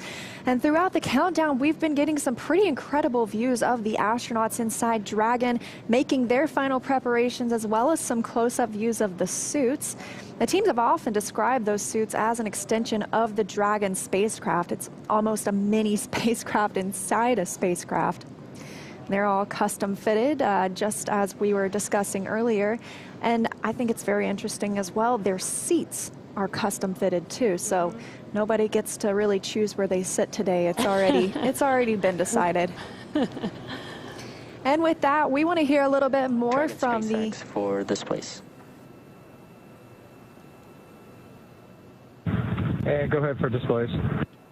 I just wanted to check. We did notice that on the left side of the display looks like possibly one of the iPads, one of the tablets is still in there. Is there a, when are you planning on bringing that down? And we were going to get that right prior to the LES Army. Copy all. That's the core speaking with Dragon. The crew also has some tablets they can use to monitor the milestones of the mission. But for right now, we want to hear a little bit more from the KSC side. So, Daryl. Yeah, thank you very much. Back here at the Kennedy interview desk, and you know, we talk a lot about the astronauts, what they're doing in the preparation for good reason, but they have a lot of work to do. They're going to be doing some science, and joining me now is Dr. Lucy Lowe from the National Institutes of Health with one of the hundreds of experiments that our astronauts are going to be working on. And so one of them, the big one that you're working on and studying, is called tissue chips. So, Lucy, what exactly is a tissue chip? So, yeah, great question, Daryl, and thanks very much. Great to be here this evening. So, a tissue chip, this is an example of a tissue chip. It's a tiny bioengineered device that contains human cells, and it's designed so that it mimics the structure and function of human cells and organs in this tiny little device. And so the idea is that we can use these to understand human physiology, we can use them to model diseases, and we can even use them to test drugs and therapeutics in human systems before they go into humans, for example, in clinical trials. So really, they're just models that we can use to model disease and then test therapeutics for safety and efficiency.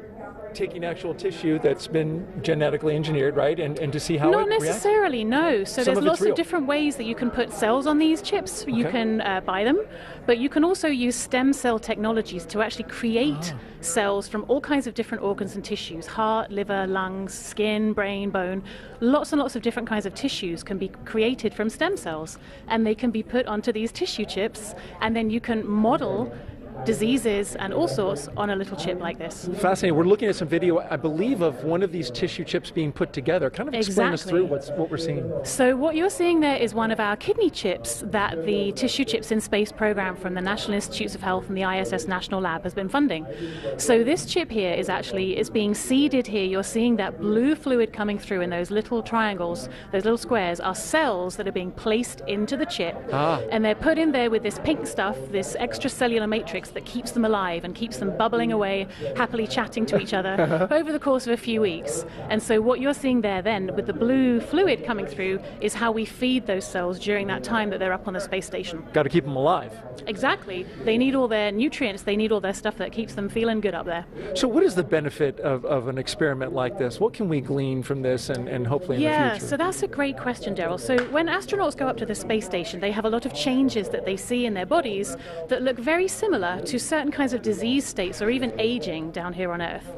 So when we put cells onto tissue chips and we send them to the space station, we're able to see the same kinds of changes that might happen to the astronauts, but on a very, very short time scale. So for example, diseases that might take months or years or even decades to actually be a clinical problem down here on Earth, can actually be modeled in space in just a couple of weeks. So we can really accelerate the disease modeling using these tissue chips and then see how different drugs and therapies act on them. So we're super excited that some of the Crew-1 folks might be doing some research for us. So thanks very much, guys. Fascinating, and thank you very much, Dr. Lucy Lowe, for being with us here from the National Institutes of Health. That was a fascinating experiment, and we hope the astronauts get some good work on it so that you can further develop your research. Really Wonderful. Thank you, Daryl. All right, very good. And so now we'll toss it back to Hawthorne, California, and John I for the latest at T-minus and 49 minutes and counting. Thank you, Daryl. T-minus 49 minutes, 7 seconds, continuing the countdown. Right now, the launch director, the launch team are preparing for the readiness for propellant load and launch pole. The SpaceX launch director has checked with the Dragon mission director and the NASA launch manager. They are ready to proceed. Currently, we're doing an electronic poll of the 7 members of the SpaceX launch team for their go to load propellant and then to press on with launch. Now, the Falcon launch crew is located in Firing Room 4 in the Launch Control Center, adjacent to the historic Vehicle Assembly Building on Kennedy Space Center. Key NASA launch members are also located in the firing room. Now, what we're waiting for right now is we expected about T-minus 47 minutes to hear the results of the poll. While we're waiting to hear that, a couple other status items. The crew is currently on board, and the crew access arm is about to be retracted. You can see the access arm currently in the pre-launch position alongside the Dragon capsule. We'll rotate that out of the way, then we'll arm the launch escape system on Dragon before we go into loading propellant on the Falcon 9. We're launching out of pad 39A, heading northeast out of the eastern range. The range continues to be go for launch. They're monitoring clearance area around the launch pad as well as the air and sea space around the flight corridor.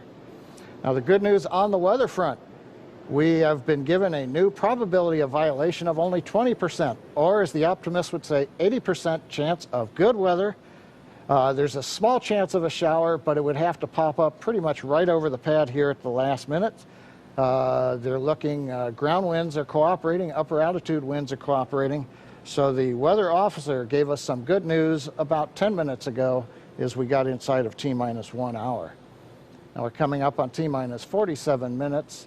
And the SpaceX team is finishing up their go, no-go polls. We're waiting for a few more people to give the electronic thumbs up so that then the SpaceX launch director can check that item off and then proceed into the remainder of the countdown, which will include propellant loading at T-minus 35 minutes. So let's listen in for a moment to the countdown net.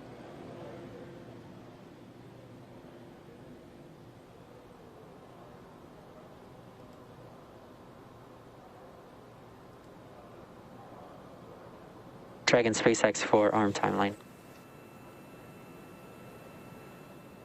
And go ahead for the arm timeline. Yeah, we were just talking here about the tablet and how much time you'll have to put it away. Essentially, as soon as the T-minus 45 minute brief occurs, we're going to begin retracting the arm, and we'd like to be ready to arm the launch escape system immediately, as soon as that's complete. And Dragon copies. We will go ahead and take care of that now.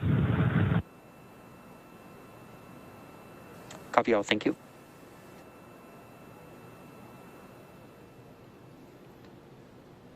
Heard a little bit of dialogue there between Core and the Dragon crew looking at a computer notebook that they're getting ready to put away, letting the crew know what the timeline would be once we finish the go, no go poll and we give the instructions to the launch team at T-minus 45. Then we'll proceed into retract of the access arm. You can see it's currently alongside of Dragon, and then we'll go into arming of the escape system, pardon me, years of previous experience. And then finally, we will get into propellant loading.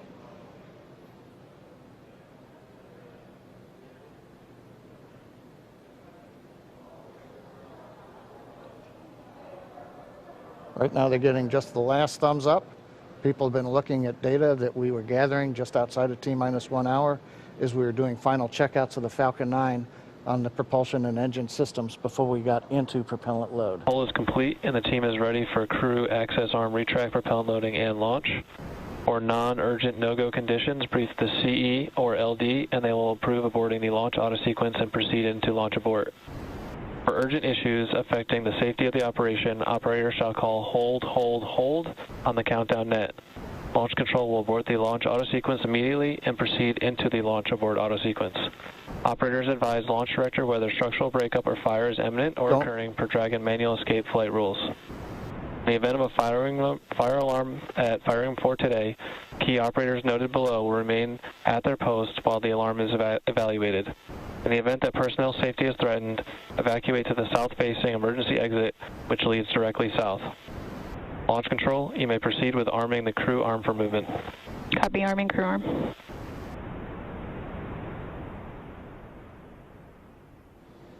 And there you've heard it, just inside 44 minutes, the SpaceX launch director has announced polls are complete. We're go to head into propellant load.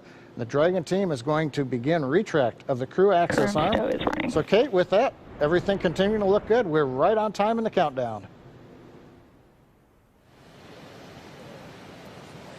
Thanks for that, John I. And it looks like the crew access arm has already begun to retract away. Just a beautiful sight. So this is one of the last major visual milestones that we have before launch. So the crew access arm now moving away, and we are T-minus 43 minutes and 15 seconds from launch. We're standing by as we wait for completion of the crew access retract. Shortly thereafter, we should hear the call out that the launch escape system is armed. And after that, we will hear that F9 prop loading has begun. And now, earlier this evening, we saw NASA astronauts Victor Glover, Mike Hopkins, Shannon Walker, and JAXA astronaut Soichi Noguchi suit up. That was about 3 hours ago. They made the drive out to Launch Complex 39A. Ingressed Crew Dragon about 2 hours ago, and the spacecraft hatch was closed a second time after and then they had a successful leak check. And again, we've just seen the crew access arm retract, and what we heard a few moments ago was that once this process is complete, they are going to go ahead and arm the launch escape system immediately. So we're going to wait to hear the call out that the crew access arm retraction is complete, and then we'll explain a little bit more about this launch escape system, what it is, why it's armed at this point, and why it's so significant.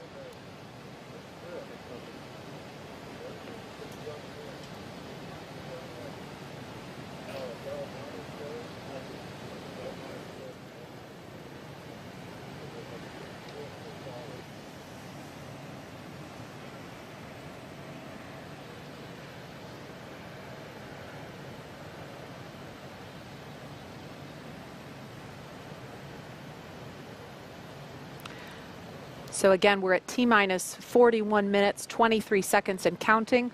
We've just watched the crew access arm retract. That is the suspended walkway that attaches the rotating service structure to fixed service structure. The fixed service structure, excuse me, I'm talking shuttle speak, to the Crew Dragon capsule. So we watched the arm retract away, so now we see Crew Dragon. Crew arm stow is complete. And we heard confirmation that crew arm movement Dragon, is complete. SpaceX, with that call, you are go for Section 7, close visors and arm launch escape system. Okay, Dragon copies, moving to Section 7. So their confirmation from Core telling crew that they are allowed to move on. You hear us mention move on to Section 6, Section 7. That's simply making sure that everyone's on the same page in terms of which procedure we are now working toward. So that was just the Core, who is the person that is essentially the single voice communicating to the crew inside. Dragon, visors are closed. We are arming the launch escape system. Copy. And there we heard Commander Mike Hopkins. Thank you. Commander Mike Hopkins informed that they are now closing their visors and now commanding the launch escape system to be armed.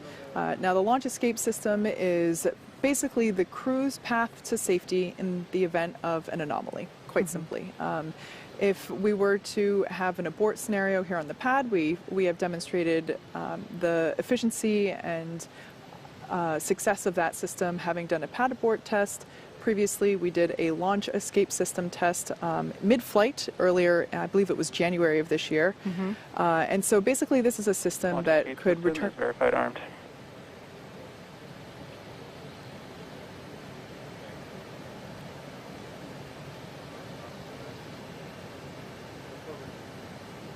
I only caught the tail end of that, but it sounded like the launch escape system is armed.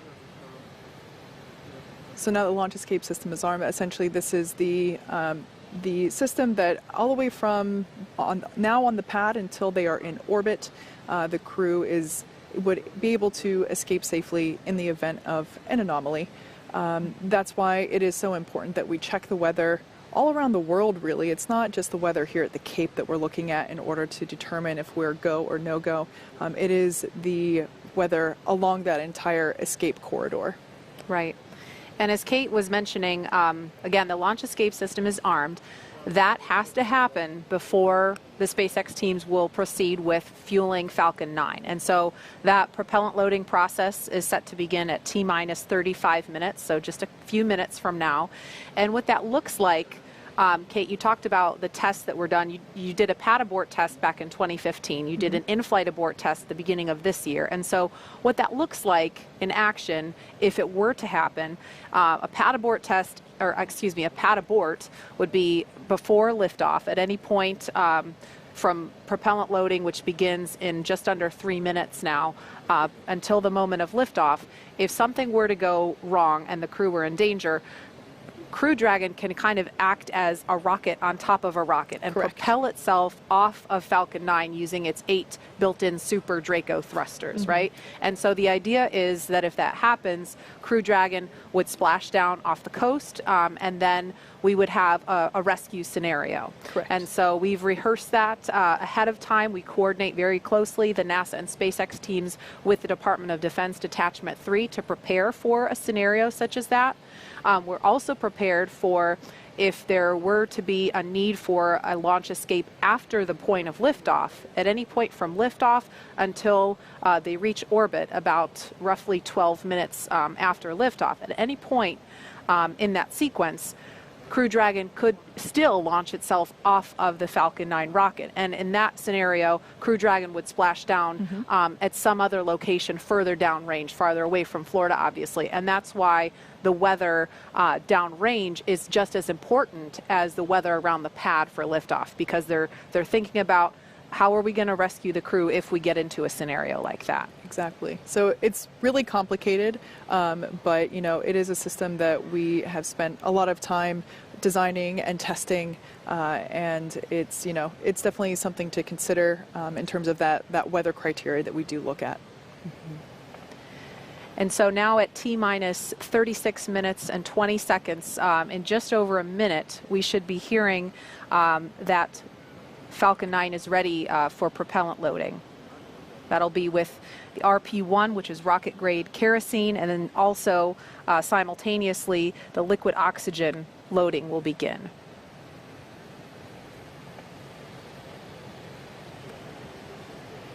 Once we begin loading that liquid oxygen, we'll see plumes of what will appear to be white smoke. It's actually the liquid oxygen vaporizing, turning from liquid form into gas form around the rocket itself in the rather humid Florida air.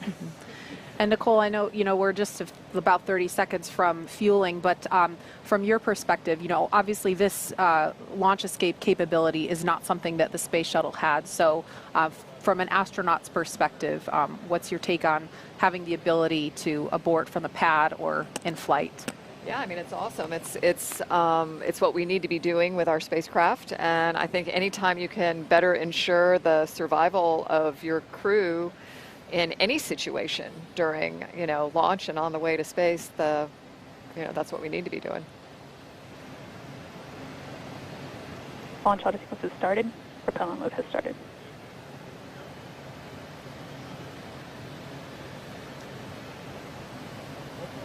So we just heard that call that propellant load has started. That means fueling of Falcon 9 has begun.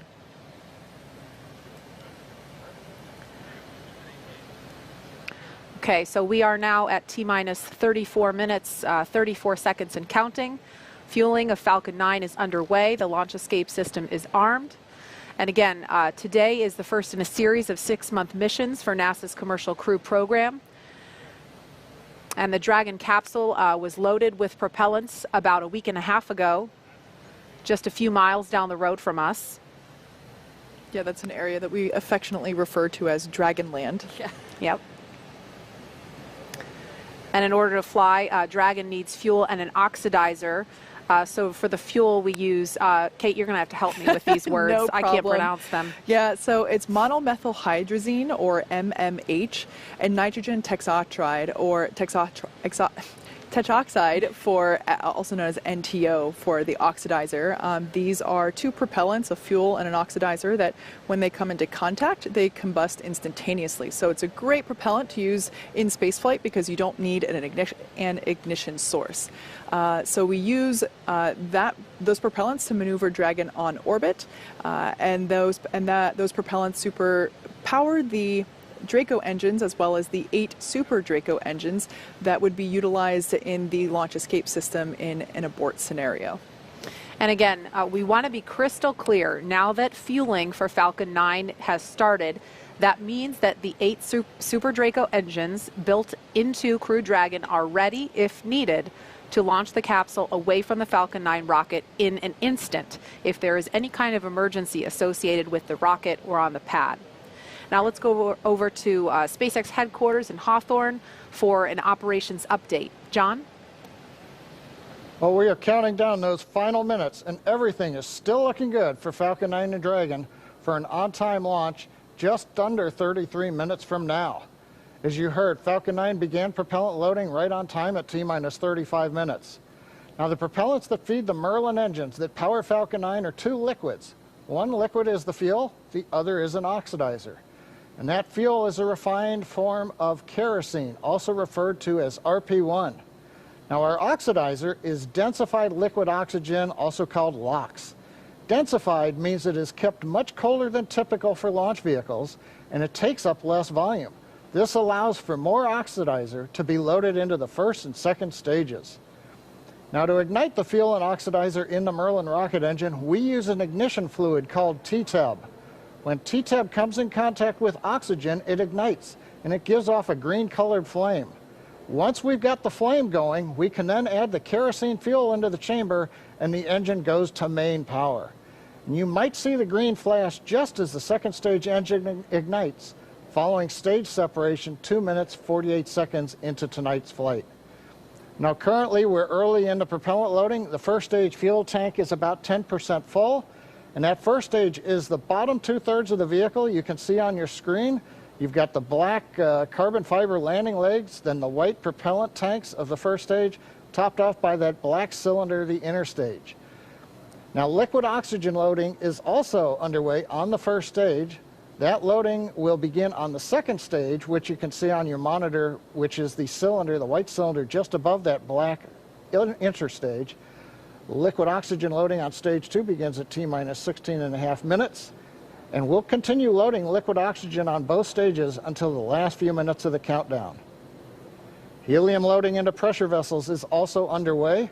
We use that to pressurize the tanks in flight as the propellant is pulled out by the Merlin turbopumps. Now, on board the Dragon spacecraft, the astronauts are monitoring systems while propellant is loaded Cryo-helium load. into the Falcon 9. And the call out you just heard, ground loading and the crew know that helium loading is going on the vehicle right now.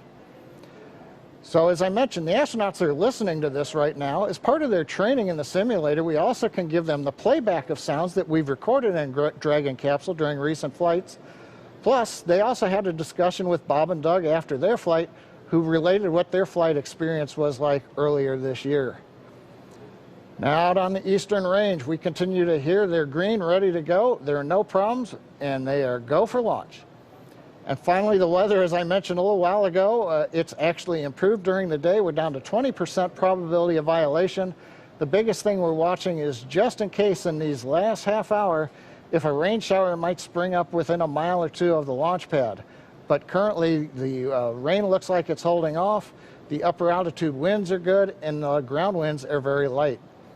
Now, as a reminder, today we have an instantaneous launch time. So at this point, if we hear a hold for any reason, we'll have to stand down and target our backup launch opportunity just under 3 days from now.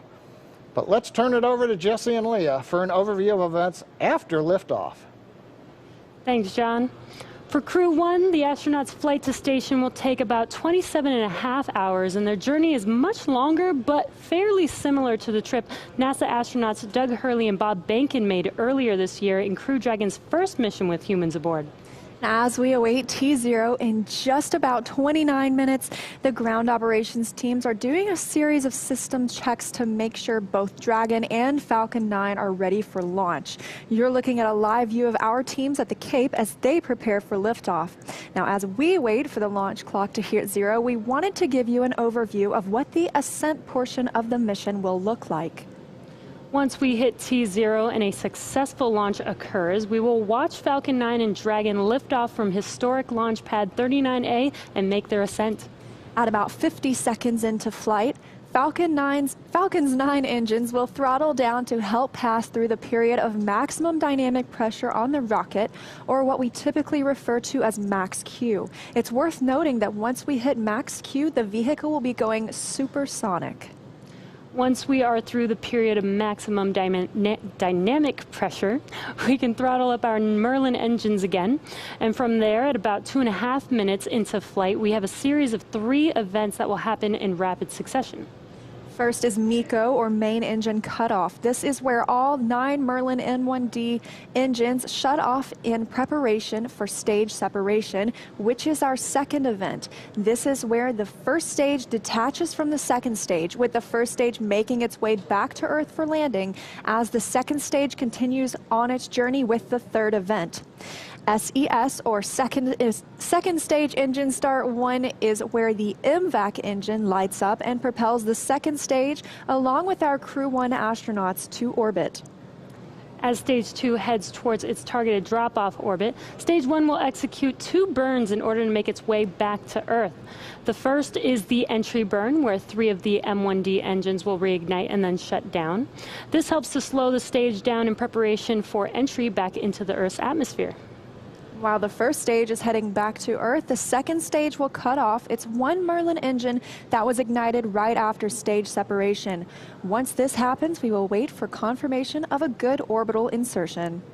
And about 90 seconds after Dragon gets into orbit, Falcon 9 will land back on Earth. The landing burn, which is a single engine burn, will bring the vehicle speed down rapidly in order to land on the drone ship about 9.5 minutes into the mission. While Falcon 9 first stage is landing, Dragon is preparing to separate from the second stage. At about 3 minutes after the second stage gets into orbit, we should have a great view of Dragon with its 4-person crew drifting away from the second stage. Once Dragon is a short distance away, it will begin checking out its Draco maneuvering thrusters to make sure Dragon continues to increase separation distance from the second stage.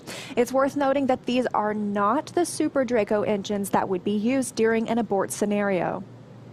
And about 40 seconds after separation, Dragon's nose cone deploy sequence will begin. It will take roughly 4 minutes for the nose cone hooks to unlatch and open, exposing its guidance navigation controls, or GNC, that will help Dragon autonomously fly to the space station. And lastly, once the nose cone is deployed, the remaining Draco thrusters on the forward bulkhead will be checked. From there, over the next 27.5 hours, Dragon will begin its approach phase, undergoing a number of phasing burns as it makes its way to station. All of that will be coming up soon. Stage 2 cryohelium load. And confirmation, stage 2 cryohelium being loaded now. But for now, let's check back in with Marie at Kennedy Space Center. Marie? All right, thank you, Leah. If you're just joining us, we are now at T-minus 25 minutes, 5 seconds and counting from the second astronaut launch from U.S. soil this year, and the first with 4 astronauts aboard Crew Dragon. We want to go over to NASA's Garvey McIntosh. She is standing by in Japan to speak live with the president of JAXA. Garvey, are you with us? Yes, I am. Thank you, Marie. Hello, I'm here in Tokyo, Japan. This is Garvey McIntosh, and I'm going to interview JAXA President, Dr. Hiroshi Yamakawa. Dr. Yamakawa, konnichiwa. Konnichiwa. Could you tell us about the partnership between JAXA and NASA? Oh, thank you very much for your question. The U.S. and Japan have built a close relationship in the aerospace field for more than 50 years. And NASA and JAXA have been collaborating in many fields, including earth science, space exploration, human space activities, and aeronautics. Astronaut Noguchi participates in the Crew-1 mission as the first foreign astronaut on board a U.S. commercial spacecraft. This shows a trust relationship between the two countries. We recognize that this mission is an important milestone toward future international space exploration, and we will firmly support him from the ground. Thank you very much. Could you tell us a little bit more about today's mission and what the mission represents for Noguchi-san? Well, as the first Japanese astronaut on board 3 different spacecraft, Space Shuttle, Soyuz, and Crew Dragon, I'm sure he will play an outstanding role based on past experiences. Experiments on the ISS are expected to contribute to the advancement of people's lives on Earth. Protein crystal growth experiments in microgravity environment may lead to the development of new medicine. Japanese private companies are also getting to use the experiment module Kibo for the initiatives. We expect that we'll the utilization of Kibo. Thank you. Thank you. And last question, looking a little bit towards the future. I know recently Japan, along with 7 other countries, including the United States, recently signed the Artemis Accords. Can you tell us a little bit more about the Artemis Accords and what that means for future space exploration? Well, last month in October, the Japanese government signed the Artemis Accords, representing the strong partnership as one of the first countries to join in the future international space exploration. Well, I think Japan has expertise in human and robotic space technologies accumulated through our experiences, TV and Hayabusa 2. And we continue to move forward with technical considerations with NASA and other international partners. In addition to the field of human spaceflight, we will continue and deepen our cooperation with NASA and our international partners in order to explore the new era of space and contribution to our society on Earth. Thank you very much. Well, thank you very much, and arigatou gozaimashita. Thank you for your time this morning, and I'll pass it back to you, Tamira. Thank you, in fact. All right, so we just took a look at numbers across all of our social channels, and there are over 500,000 people tuning into this broadcast right now. And the hashtag LaunchAmerica is trending at number 20 on Twitter, last time we checked. And Marie, Kate, Nicole, I've got some great photos rolling in, and I have a few that I just have to share right now. So take a look at this first one. We've got this little explorer asking if there's room for one more on the mission. Aww. I love it. I know. Let's go to the next one. We've seen so many cute space pups today, and this corgi and its little NASA onesie is just the icing on the cake. Yes. I can't get enough space dogs, so. Okay, let's go next. How incredible is this little patriotic astronaut holding the flag? Now, y'all, this one definitely made me pretty emotional the first time I saw. Yeah. Okay, last one.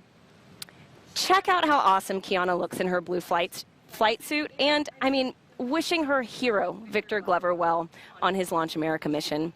So you've seen it there, and for those of you at home, thank you for sharing a piece of what this mission means to you with us. And in these final moments, let's check in with Shaniqua at Mission Control in Houston. Shaniqua, what's the latest? Thanks, Tahira. The space station team here in Houston is focused, and critical systems on the station continue to function normally. The teams have verified the command path from the ground up through the constellation of communication satellites to the station.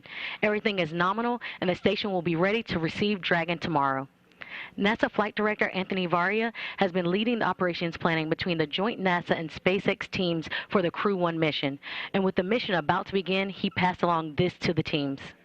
No matter the spacecraft, our jobs remain the same. We will protect the crew, we will protect the vehicle, and we will perform our mission. We remain tough and competent. We operate with resilience. Anthony and team are on console here in Mission Control for launch and will be back tomorrow for docking. A reminder that a launch today will take about 27.5 hours to get to station, docking Monday to the Node 2 forward port scheduled at 10 p.m. Central Time, 4 a.m. GMT.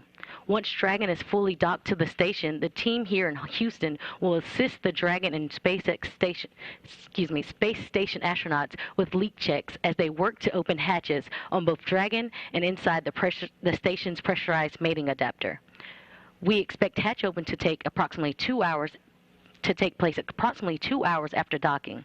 That's it for us here in Mission Control Houston. I'll send it back over to the team in Florida. Marie? All right, thank you so much, Shaniqua. We are inside of T-minus 19 minutes until launch.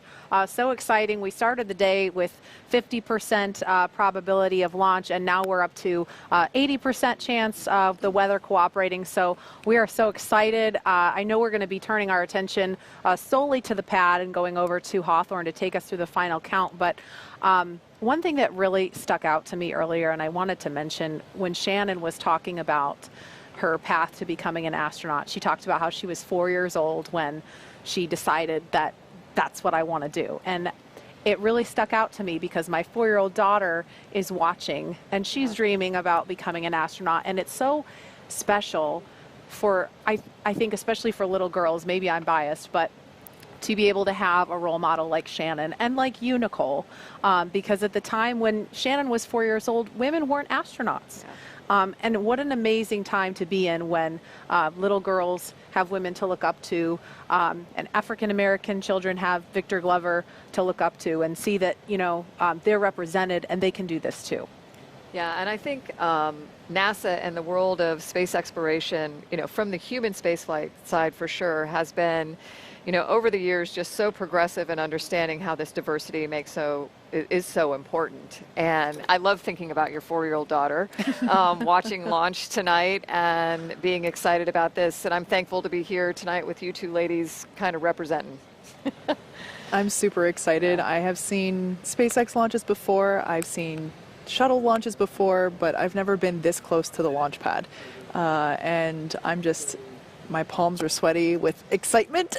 And it's going to be incredible. You know, night launches here, they just light up the sky. And so yeah. I'm super excited, and I can't even imagine, you know, I think a lot about Victor Glover this evening because, as we said before, this is his first time going to space. He has thousands of hours as a test pilot, like a super impressive resume. And this is his first time going to space, and I'm so excited for him to be part of this mission and get to go to the ISS after a long wait.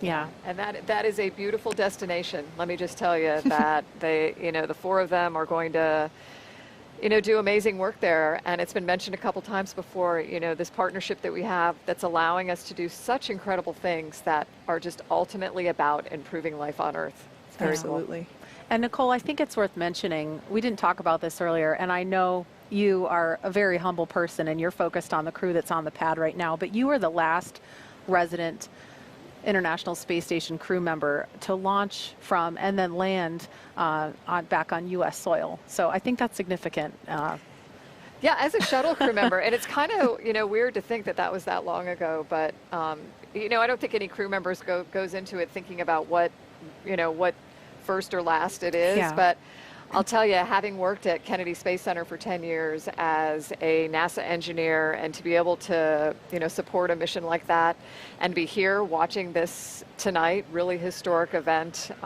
this is the place where we learn, that there is a solution to every challenging problem. And in the words of a person I mentioned earlier, Mr. Honeycutt, here's how we can, not why we can't. And that's what we saw go on tonight as well. Absolutely.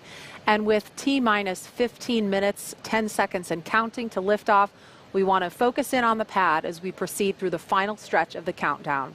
We will turn it over to Hawthorne to take us through launch at 7:27 this evening, Eastern Time. John? Thanks, Marie. As Marie mentioned, everything is looking good for launch of Falcon 9 and Dragon. It's going to come at 27 minutes and 17 seconds after the hour, just a little under 15 minutes from now. We began propellant loading on Falcon 9 on time at T-minus 35 minutes. You may have heard earlier the call out, the fuel is completely loaded on the second stage, so the RP1 kerosene fuel is complete. We also got the start right on time 2 minutes ago of liquid oxygen loading onto the second stage. Now on the first stage that you can see with the white plumes coming off of it, fuel loading is continuing. We're about half complete with fuel load. That'll finish in 8 minutes at T-minus 6. Now densified oxygen, the liquid oxygen, continues to load on the first stage. That'll come down and finish about T-minus 3 minutes. And then as I mentioned, the second stage has just begun liquid oxygen loading just 2.5 minutes ago. That will continue all the way down to T-minus 2 minutes. Now currently, eastern range is go. Everything continues to look good. And the weather, as we said, has continued to cooperate. You can talk about it, you can't do much about it, but tonight it looks like all conditions are good on the weather. And finally, Dragon. The Dragon mission director and team, they are reporting no issues. They've completed the communication checkouts earlier in the countdown. You can see the crew access arm is retracted away. What you have left now is just the strong back alongside of Dragon you can see on your monitors. We have armed the launch escape system. The crew is strapped in and they are ready to go. Their next major event's coming up at T-minus 10 minutes. They're going to get final instructions relayed to them. The crew displays will be configured for launch, and that allows the crew to get insight into how launch is proceeding and provides constant updates on vehicle health to the crew that you can see on the right-hand side of the monitor. The crew will also at that time close their visors in preparation for launch. Now at T-minus 5 minutes, we'll be in terminal count, and Dragon will transition to its internal battery power. We'll hear continued call-outs on the countdown net as we get close to 0 and to liftoff. But right now, 12.5 minutes to go, everything looking good. Leah and I will be commenting, but we're going to let you listen into a lot of the discussion and just enjoy the last 12 minutes of the countdown as we head for liftoff again, 27 minutes, 17 seconds after the hour. That's right, John. It's so exciting. Only 12 minutes, 13 seconds until liftoff now. And just some things that you can look for, especially upon ascent. You'll be hearing some performance calls as we get into the final countdown and then after liftoff. These are SpaceX flight controllers. They're reporting the trajectory, the speed, the booster performance, and some of the key milestones for Falcon 9 and Crew Dragon on the way uphill. It's about a 9-minute ride to orbit, and a few minutes after that is when we'll see Crew Dragon separate from the second stage and begin flying free on its own. Some of those other calls you'll hear upon liftoff are number and letter combinations. These mark different abort zones throughout the flight.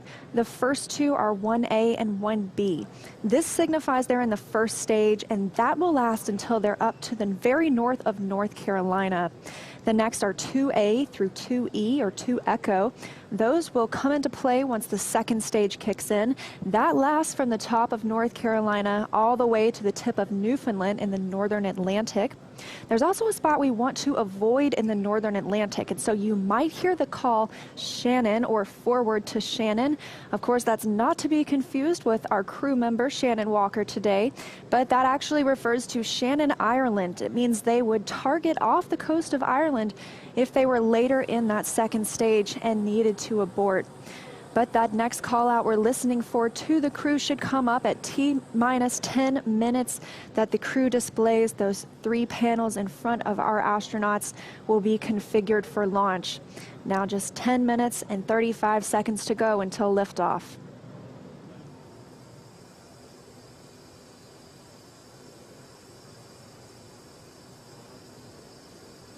Also, as John and I mentioned, that stage 2 fuel load is complete. Stage 1 is at about 90%. Liquid oxygen load on the second stage is about 40%, and on the first stage, about 85%.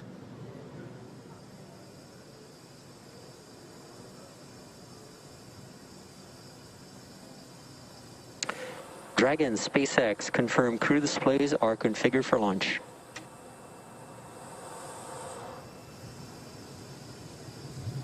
And SpaceX, this is Dragon. Displays are configured for launch. Copy, Resilience. We're honored to have you as our crew as we begin operational missions to the ISS. Have an amazing trip and know that we are all for one. Thanks, Jay. And to all the people at NASA and SpaceX, by working together through these difficult times, you've inspired the nation, the world, and in no small part, the name of this incredible vehicle, Resilience. And now it's time for us to do our part, Crew-1 for all. Copy all. Thanks, Hopper. That was the voice of Commander Mike Hopkins confirming those crew displays are configured, and that T-minus 10 minutes was another check for the Falcon 9 launch commit criteria. It was checked by some computers. It was the last check of a wide variety of the Falcon system data to make sure we are go.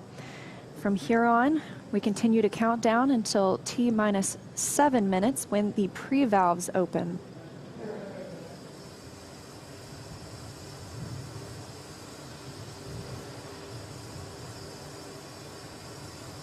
T-minus 8 minutes, 30 seconds and counting. As Liam mentioned, the next major event at T-minus 7 minutes, we will open the pre-valves. Currently, the Merlin engines on the first stage are isolated by valves that are between the propellant tanks and with the Merlin engines. We'll open the pre-valves. That'll allow us to begin passing a small amount of liquid oxygen through the inlet of the turbo pumps. That'll chill them down to get them ready for when we bring the pumps up to full speed at T-minus 2 seconds. We want to make sure that the pumps are chilled so that there's not any opportunity for the liquid oxygen to possibly get in contact with a warm pump and turn into gas, something you want to avoid on a turbo pump. 7 minutes and 40 seconds now to liftoff. We're still watching those fuel levels tick up, and in the first stage, we're almost at 100% of that densified kerosene. As we mentioned, second stage is full. First stage fueling should be complete for that RP1 at about T-minus 6 minutes.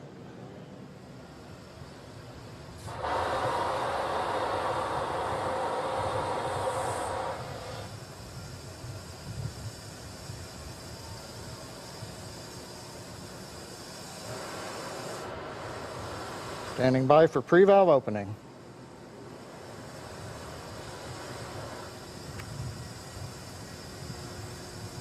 Stage 1 engine chill has started. And there's the call out. Stage 1 engine chill has started. indicates that we are opening the pre-valves, liquid oxygen now beginning to flow slowly through the turbopumps on the Merlin 1D first stage engines. Next call out should be in about 30 seconds from now. We'll be looking for stage 1 RP load complete. That's the densified kerosene, that fuel on the first stage, already full on the second stage, and we'll still be loading liquid oxygen up until about 2 minutes prior to liftoff on the second stage.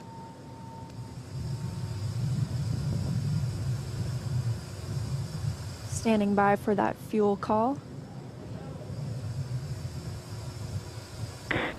Stage 1 fuel load is complete. Okay, right on time, and a great view of Dragon sitting on top of the Falcon 9 as we're continuing to load liquid oxygen onto both the first and second stages. The RP1 kerosene fuel is now completely loaded on both stage 1 and stage 2. All continues to go well, just under 6 minutes to launch.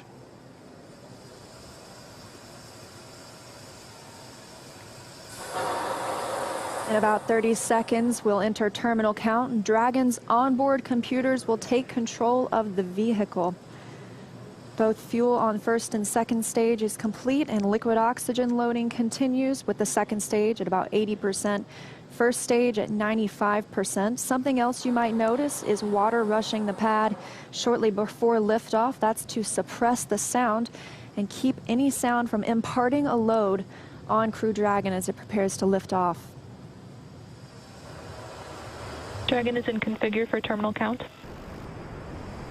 Dragon is on internal power. Falcon 9 propellant tanks are pressurizing for strongback retract. Good confirmation that Dragon is on internal power.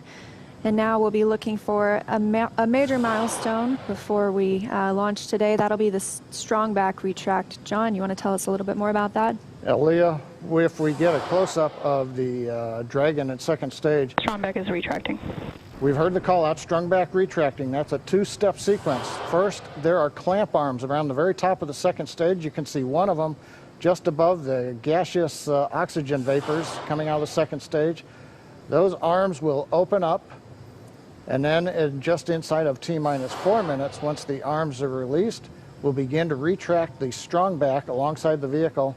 It'll move back 2 degrees in position, and by about T-minus 3.5 minutes, we ought to be finished with that. The strongback will retract to 45 degrees away from the rocket once we hit T0 as part of the liftoff sequence.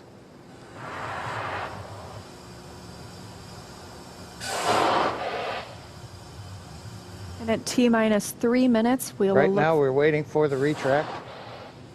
And there you can see the strongback is beginning to move away from the vehicle.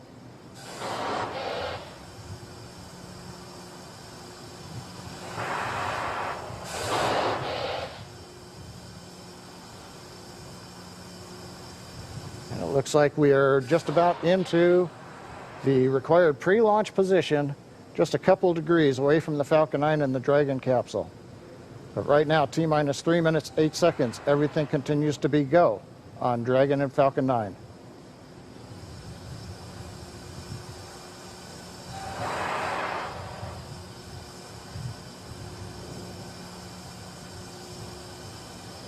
Currently standing. Dragon is in terminal count. And Dragon is in terminal count, and we are standing by to hear that stage 1 liquid oxygen loading is complete. Stage 1 LOX load is complete. And there we have it, and stage 2 should finish shortly after at about 2 minutes prior to liftoff. So now the last major event is finish liquid oxygen loading on stage 2. It wraps up at about T-minus 2 minutes. Then at about T-minus a minute and a half, we have to drain back and vent down the liquid line that goes up the strongback alongside the Falcon 9. If you see a large white cloud about midway down around the rocket, that's normal. That's again just the gaseous oxygen hitting the warm, moist Florida air.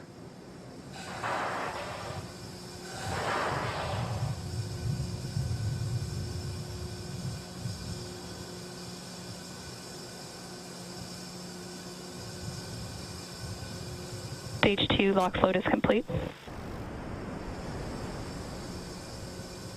Dragon is in auto idle.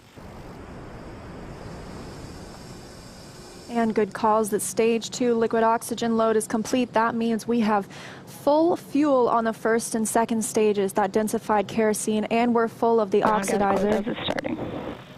Liquid oxygen on the first and second stage as well. Now just a minute and 20 seconds until liftoff today. And as you can hear those sounds, like Soichi Noguchi said, the vehicle is alive. Coming up in 10 seconds, we'll look to hear that Dragon is in countdown and Falcon 9 is in startup.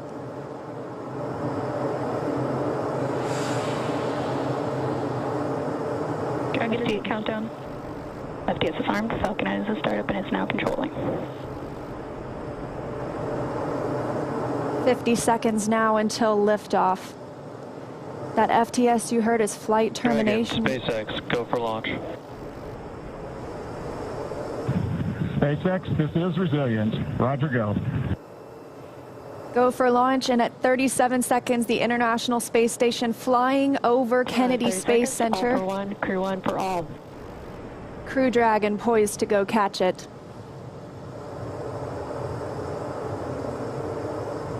20 seconds till liftoff. T-minus 15 seconds. Falcon 9 is configured for flight. 10, 9, 8, 7, 6, 5, 4, 3, 2, 1, 0. Ignition. Liftoff.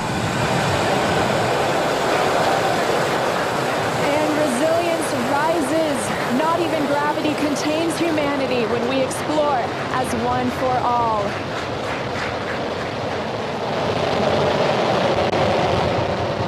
M1E propulsion is nominal. That's the word we want to hear. Stage 1 propulsion is nominal.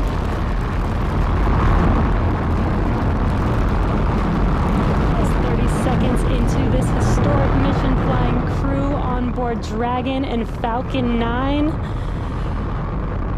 Stage 1 is preparing to throttle down. This is in preparation for max Q, which is maximum aerodynamic pressure. Stage 1, throttle down. There's that call out for throttle down. Power and telemetry continue to be nominal for the vehicle, now traveling at 262 meters per second. Falcon 9 is supersonic.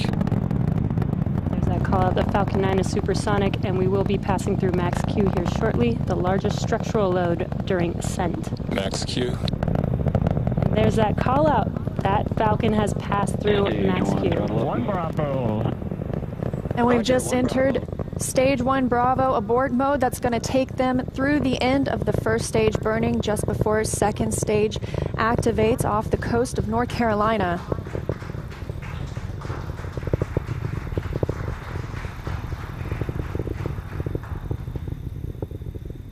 T+1 minute and 40 seconds into flight, Dragon and Falcon 9 traveling 709 meters per second. That call that MVAC chill is underway, the Merlin vacuum engine.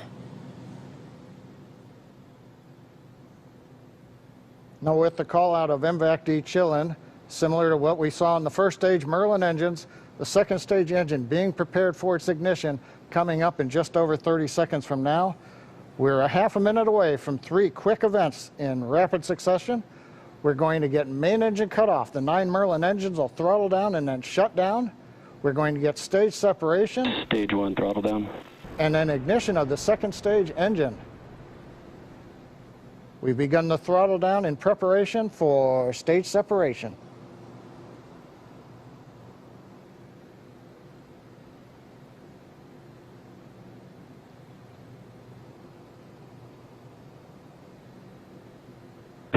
And we have 2 Alpha. Stage separation confirmed.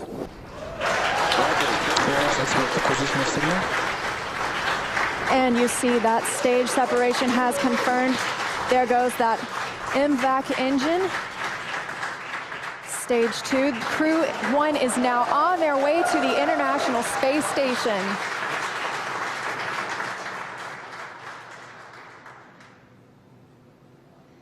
On the right side of your screen, you see stage 2 continuing to burn.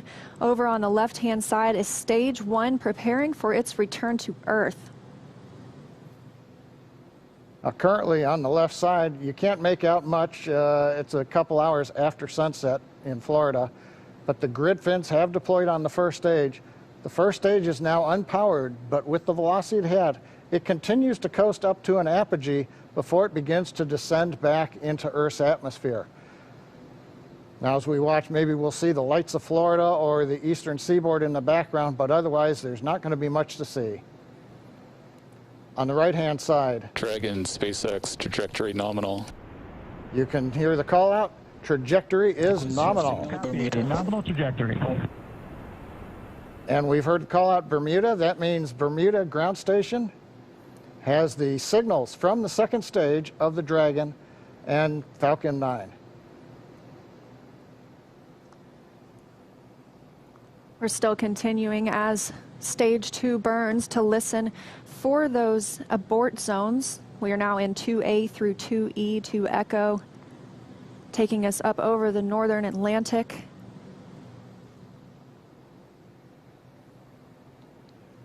Right now you can see the second stage engine glowing with the standard red that we have come to see over all these missions. Indicates everything's looking good. Power on the MVAC-D engine continues to run at 220,000 pounds of thrust in the vacuum of outer space. Dragon SpaceX trajectory nominal. And trajectory nominal. Copy, nominal trajectory. And we hear the reply from the crew acknowledging we have a nominal trajectory. Dragon made it to the Falcon 9 second stage, heading into the low Earth orbit, where Dragon will then separate and begin its trip the rest of the way to the space station.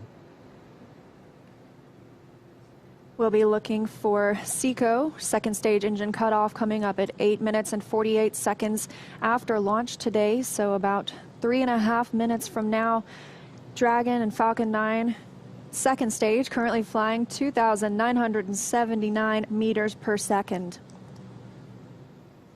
Now currently the first stage has begun its descent. It is through apogee. It's beginning to come back down where it coming up in another couple of minutes, we will have the entry burn, where we begin to slow down the first stage. SpaceX trajectory nominal. Copy, nominal trajectory. Another call out, another nominal trajectory, just what we love to hear. That voice you're hearing on board Dragon, that's Commander Mike Hopkins, speaking for our 4-person crew as they continue their journey, now 6 minutes and 12 seconds after liftoff. Trajectory still nominal. And Leah, you can see on the indicator altitude, 201 kilometers. We're now beginning to essentially level out and pick up velocity to get us into low Earth orbit.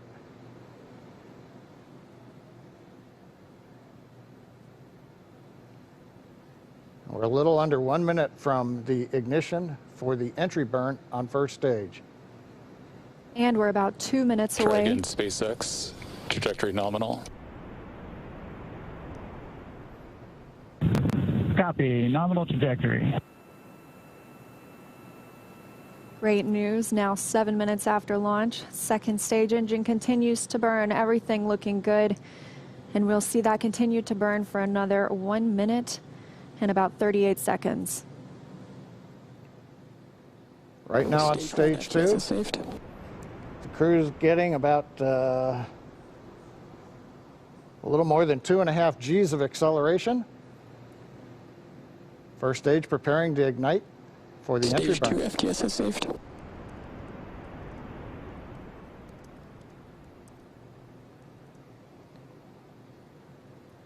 And we've got ignition of the entry burn, center engine, followed by the other 2 restart engines. First stage now getting ready to re-enter the Earth's atmosphere.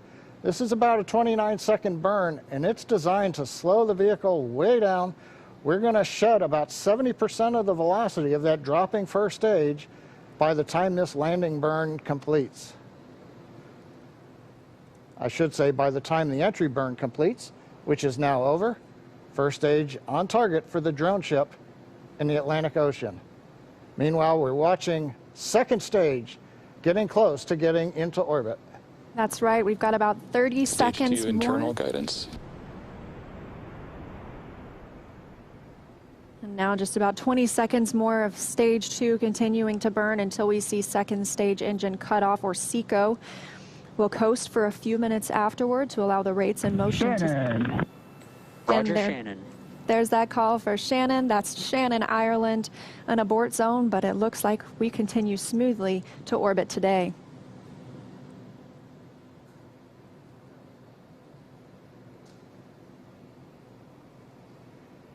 MVAC shutdown. And we've got shutdown of the second stage engine on time. Dragon SpaceX, nominal orbit insertion. Launch escape system is disarmed. And SpaceX copies. And Leah, the words we like to hear, a nominal orbit insertion. That's right, John. Nominal orbit insertion, as we mentioned, stage 2. Oh, looks like some action on stage 1.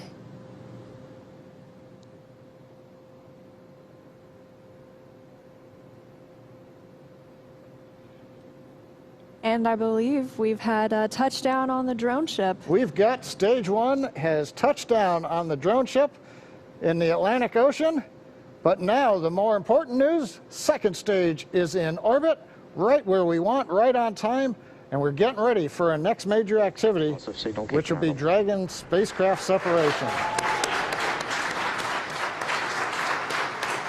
Now, currently on the second stage, we are essentially venting pressure, purging the engine out, making sure everything is quiet in preparation. Take a look. That's inside Crew Dragon right now. Our Crew-1 crew now coasting in low Earth orbit, still attached to that second stage. In just a couple of minutes, we should see that second stage separate, and Crew Dragon will be flying free.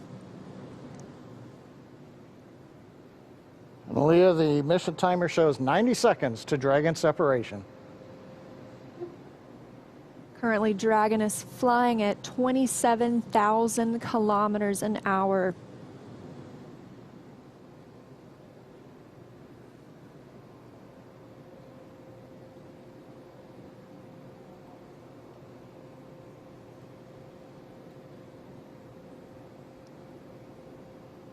And we're T plus 11 minutes since liftoff today, waiting on that second stage separation. But as you can see, our astronauts from left to right, Shannon Walker, Victor Glover, Mike Hopkins, and Soichi Noguchi, now on their way to the International Space Station. First trip to space for Victor Glover. Acquisition of signal, Newfoundland. And that call out, acquisition of signal in Newfoundland. That means the Newfoundland ground station is now receiving telemetry from Dragon. This view inside Mission Control Hawthorne. Teams continuing to monitor the vehicle, now traveling at almost 27,000 kilometers an hour.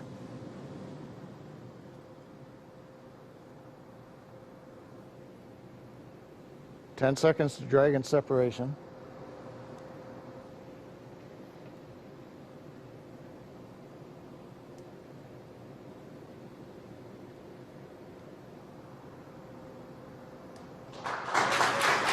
Dragon separation confirmed. And separation confirmed. You can see that second stage departing. Crew Dragon leaving it behind. Separation confirmed. Now 12 minutes, 25 seconds into today's flight. Our next thing we'll be looking for is nose cone deploy. Our hooks will start to open on the nose cone and reveal those forward thrusters underneath.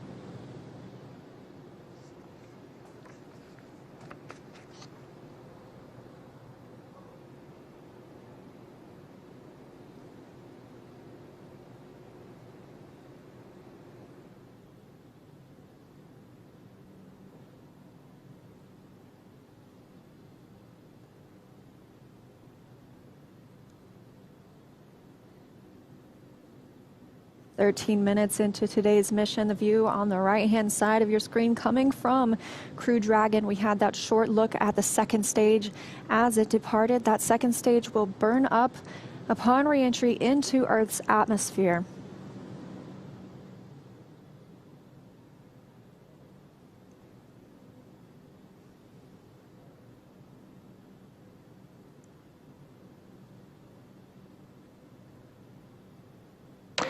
Dragon SpaceX, we see nominal service section Draco checkouts and the humidifier activation.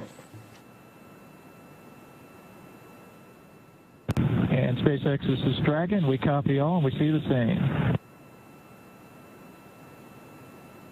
Confirmation from teams on the ground and the crew. You can see them monitoring those 3 display panels, monitoring their journey to the International Space Station and where they are in the world right now, or over the world, I should say.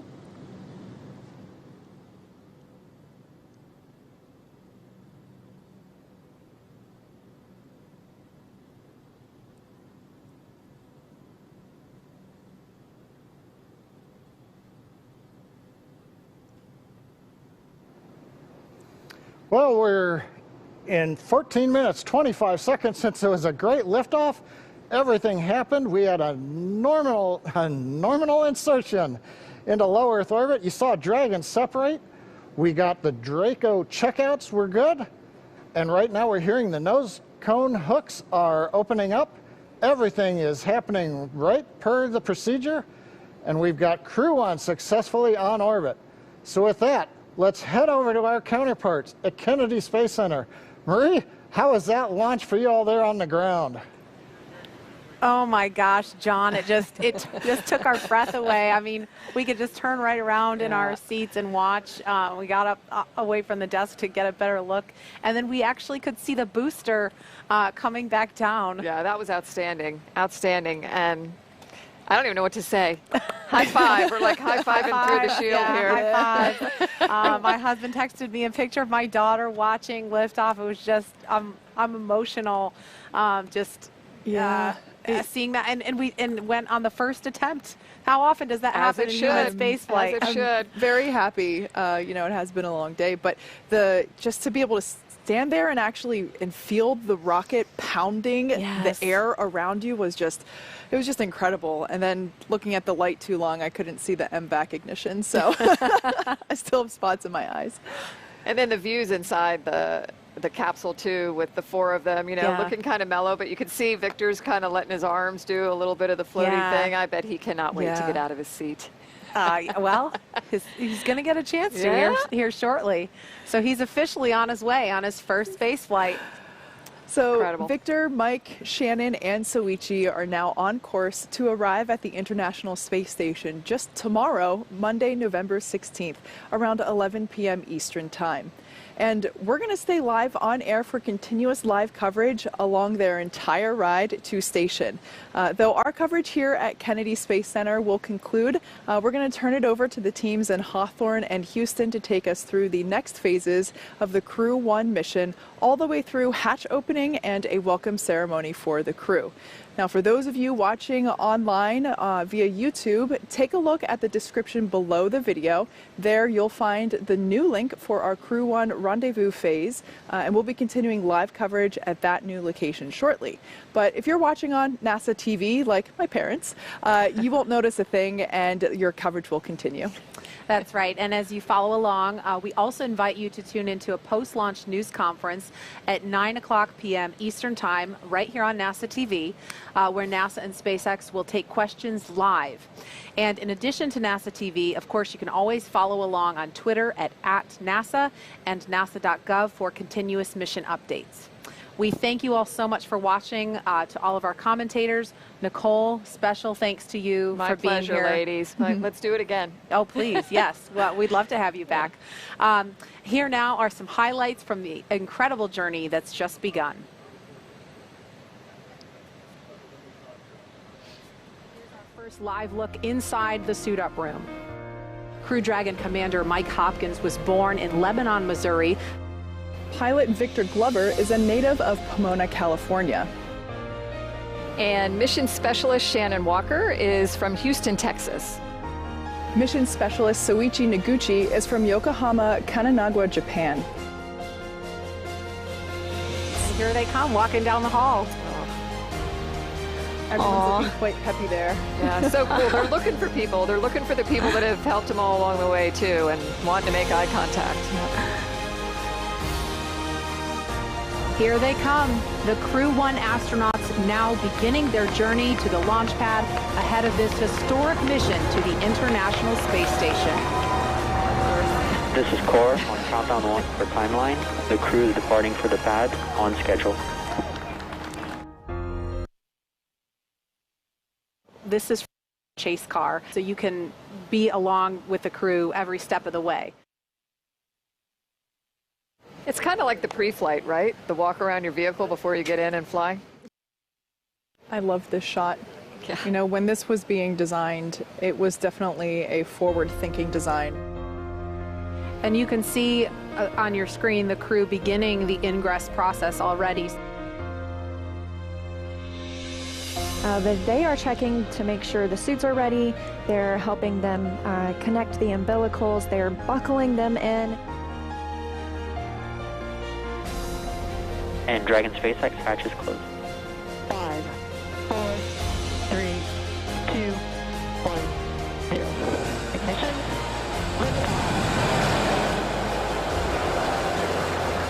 And resilience rises. Not even gravity contains humanity when we explore as one for all.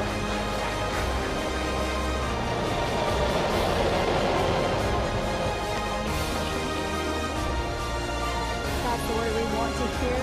Stage 1 propulsion is nominal.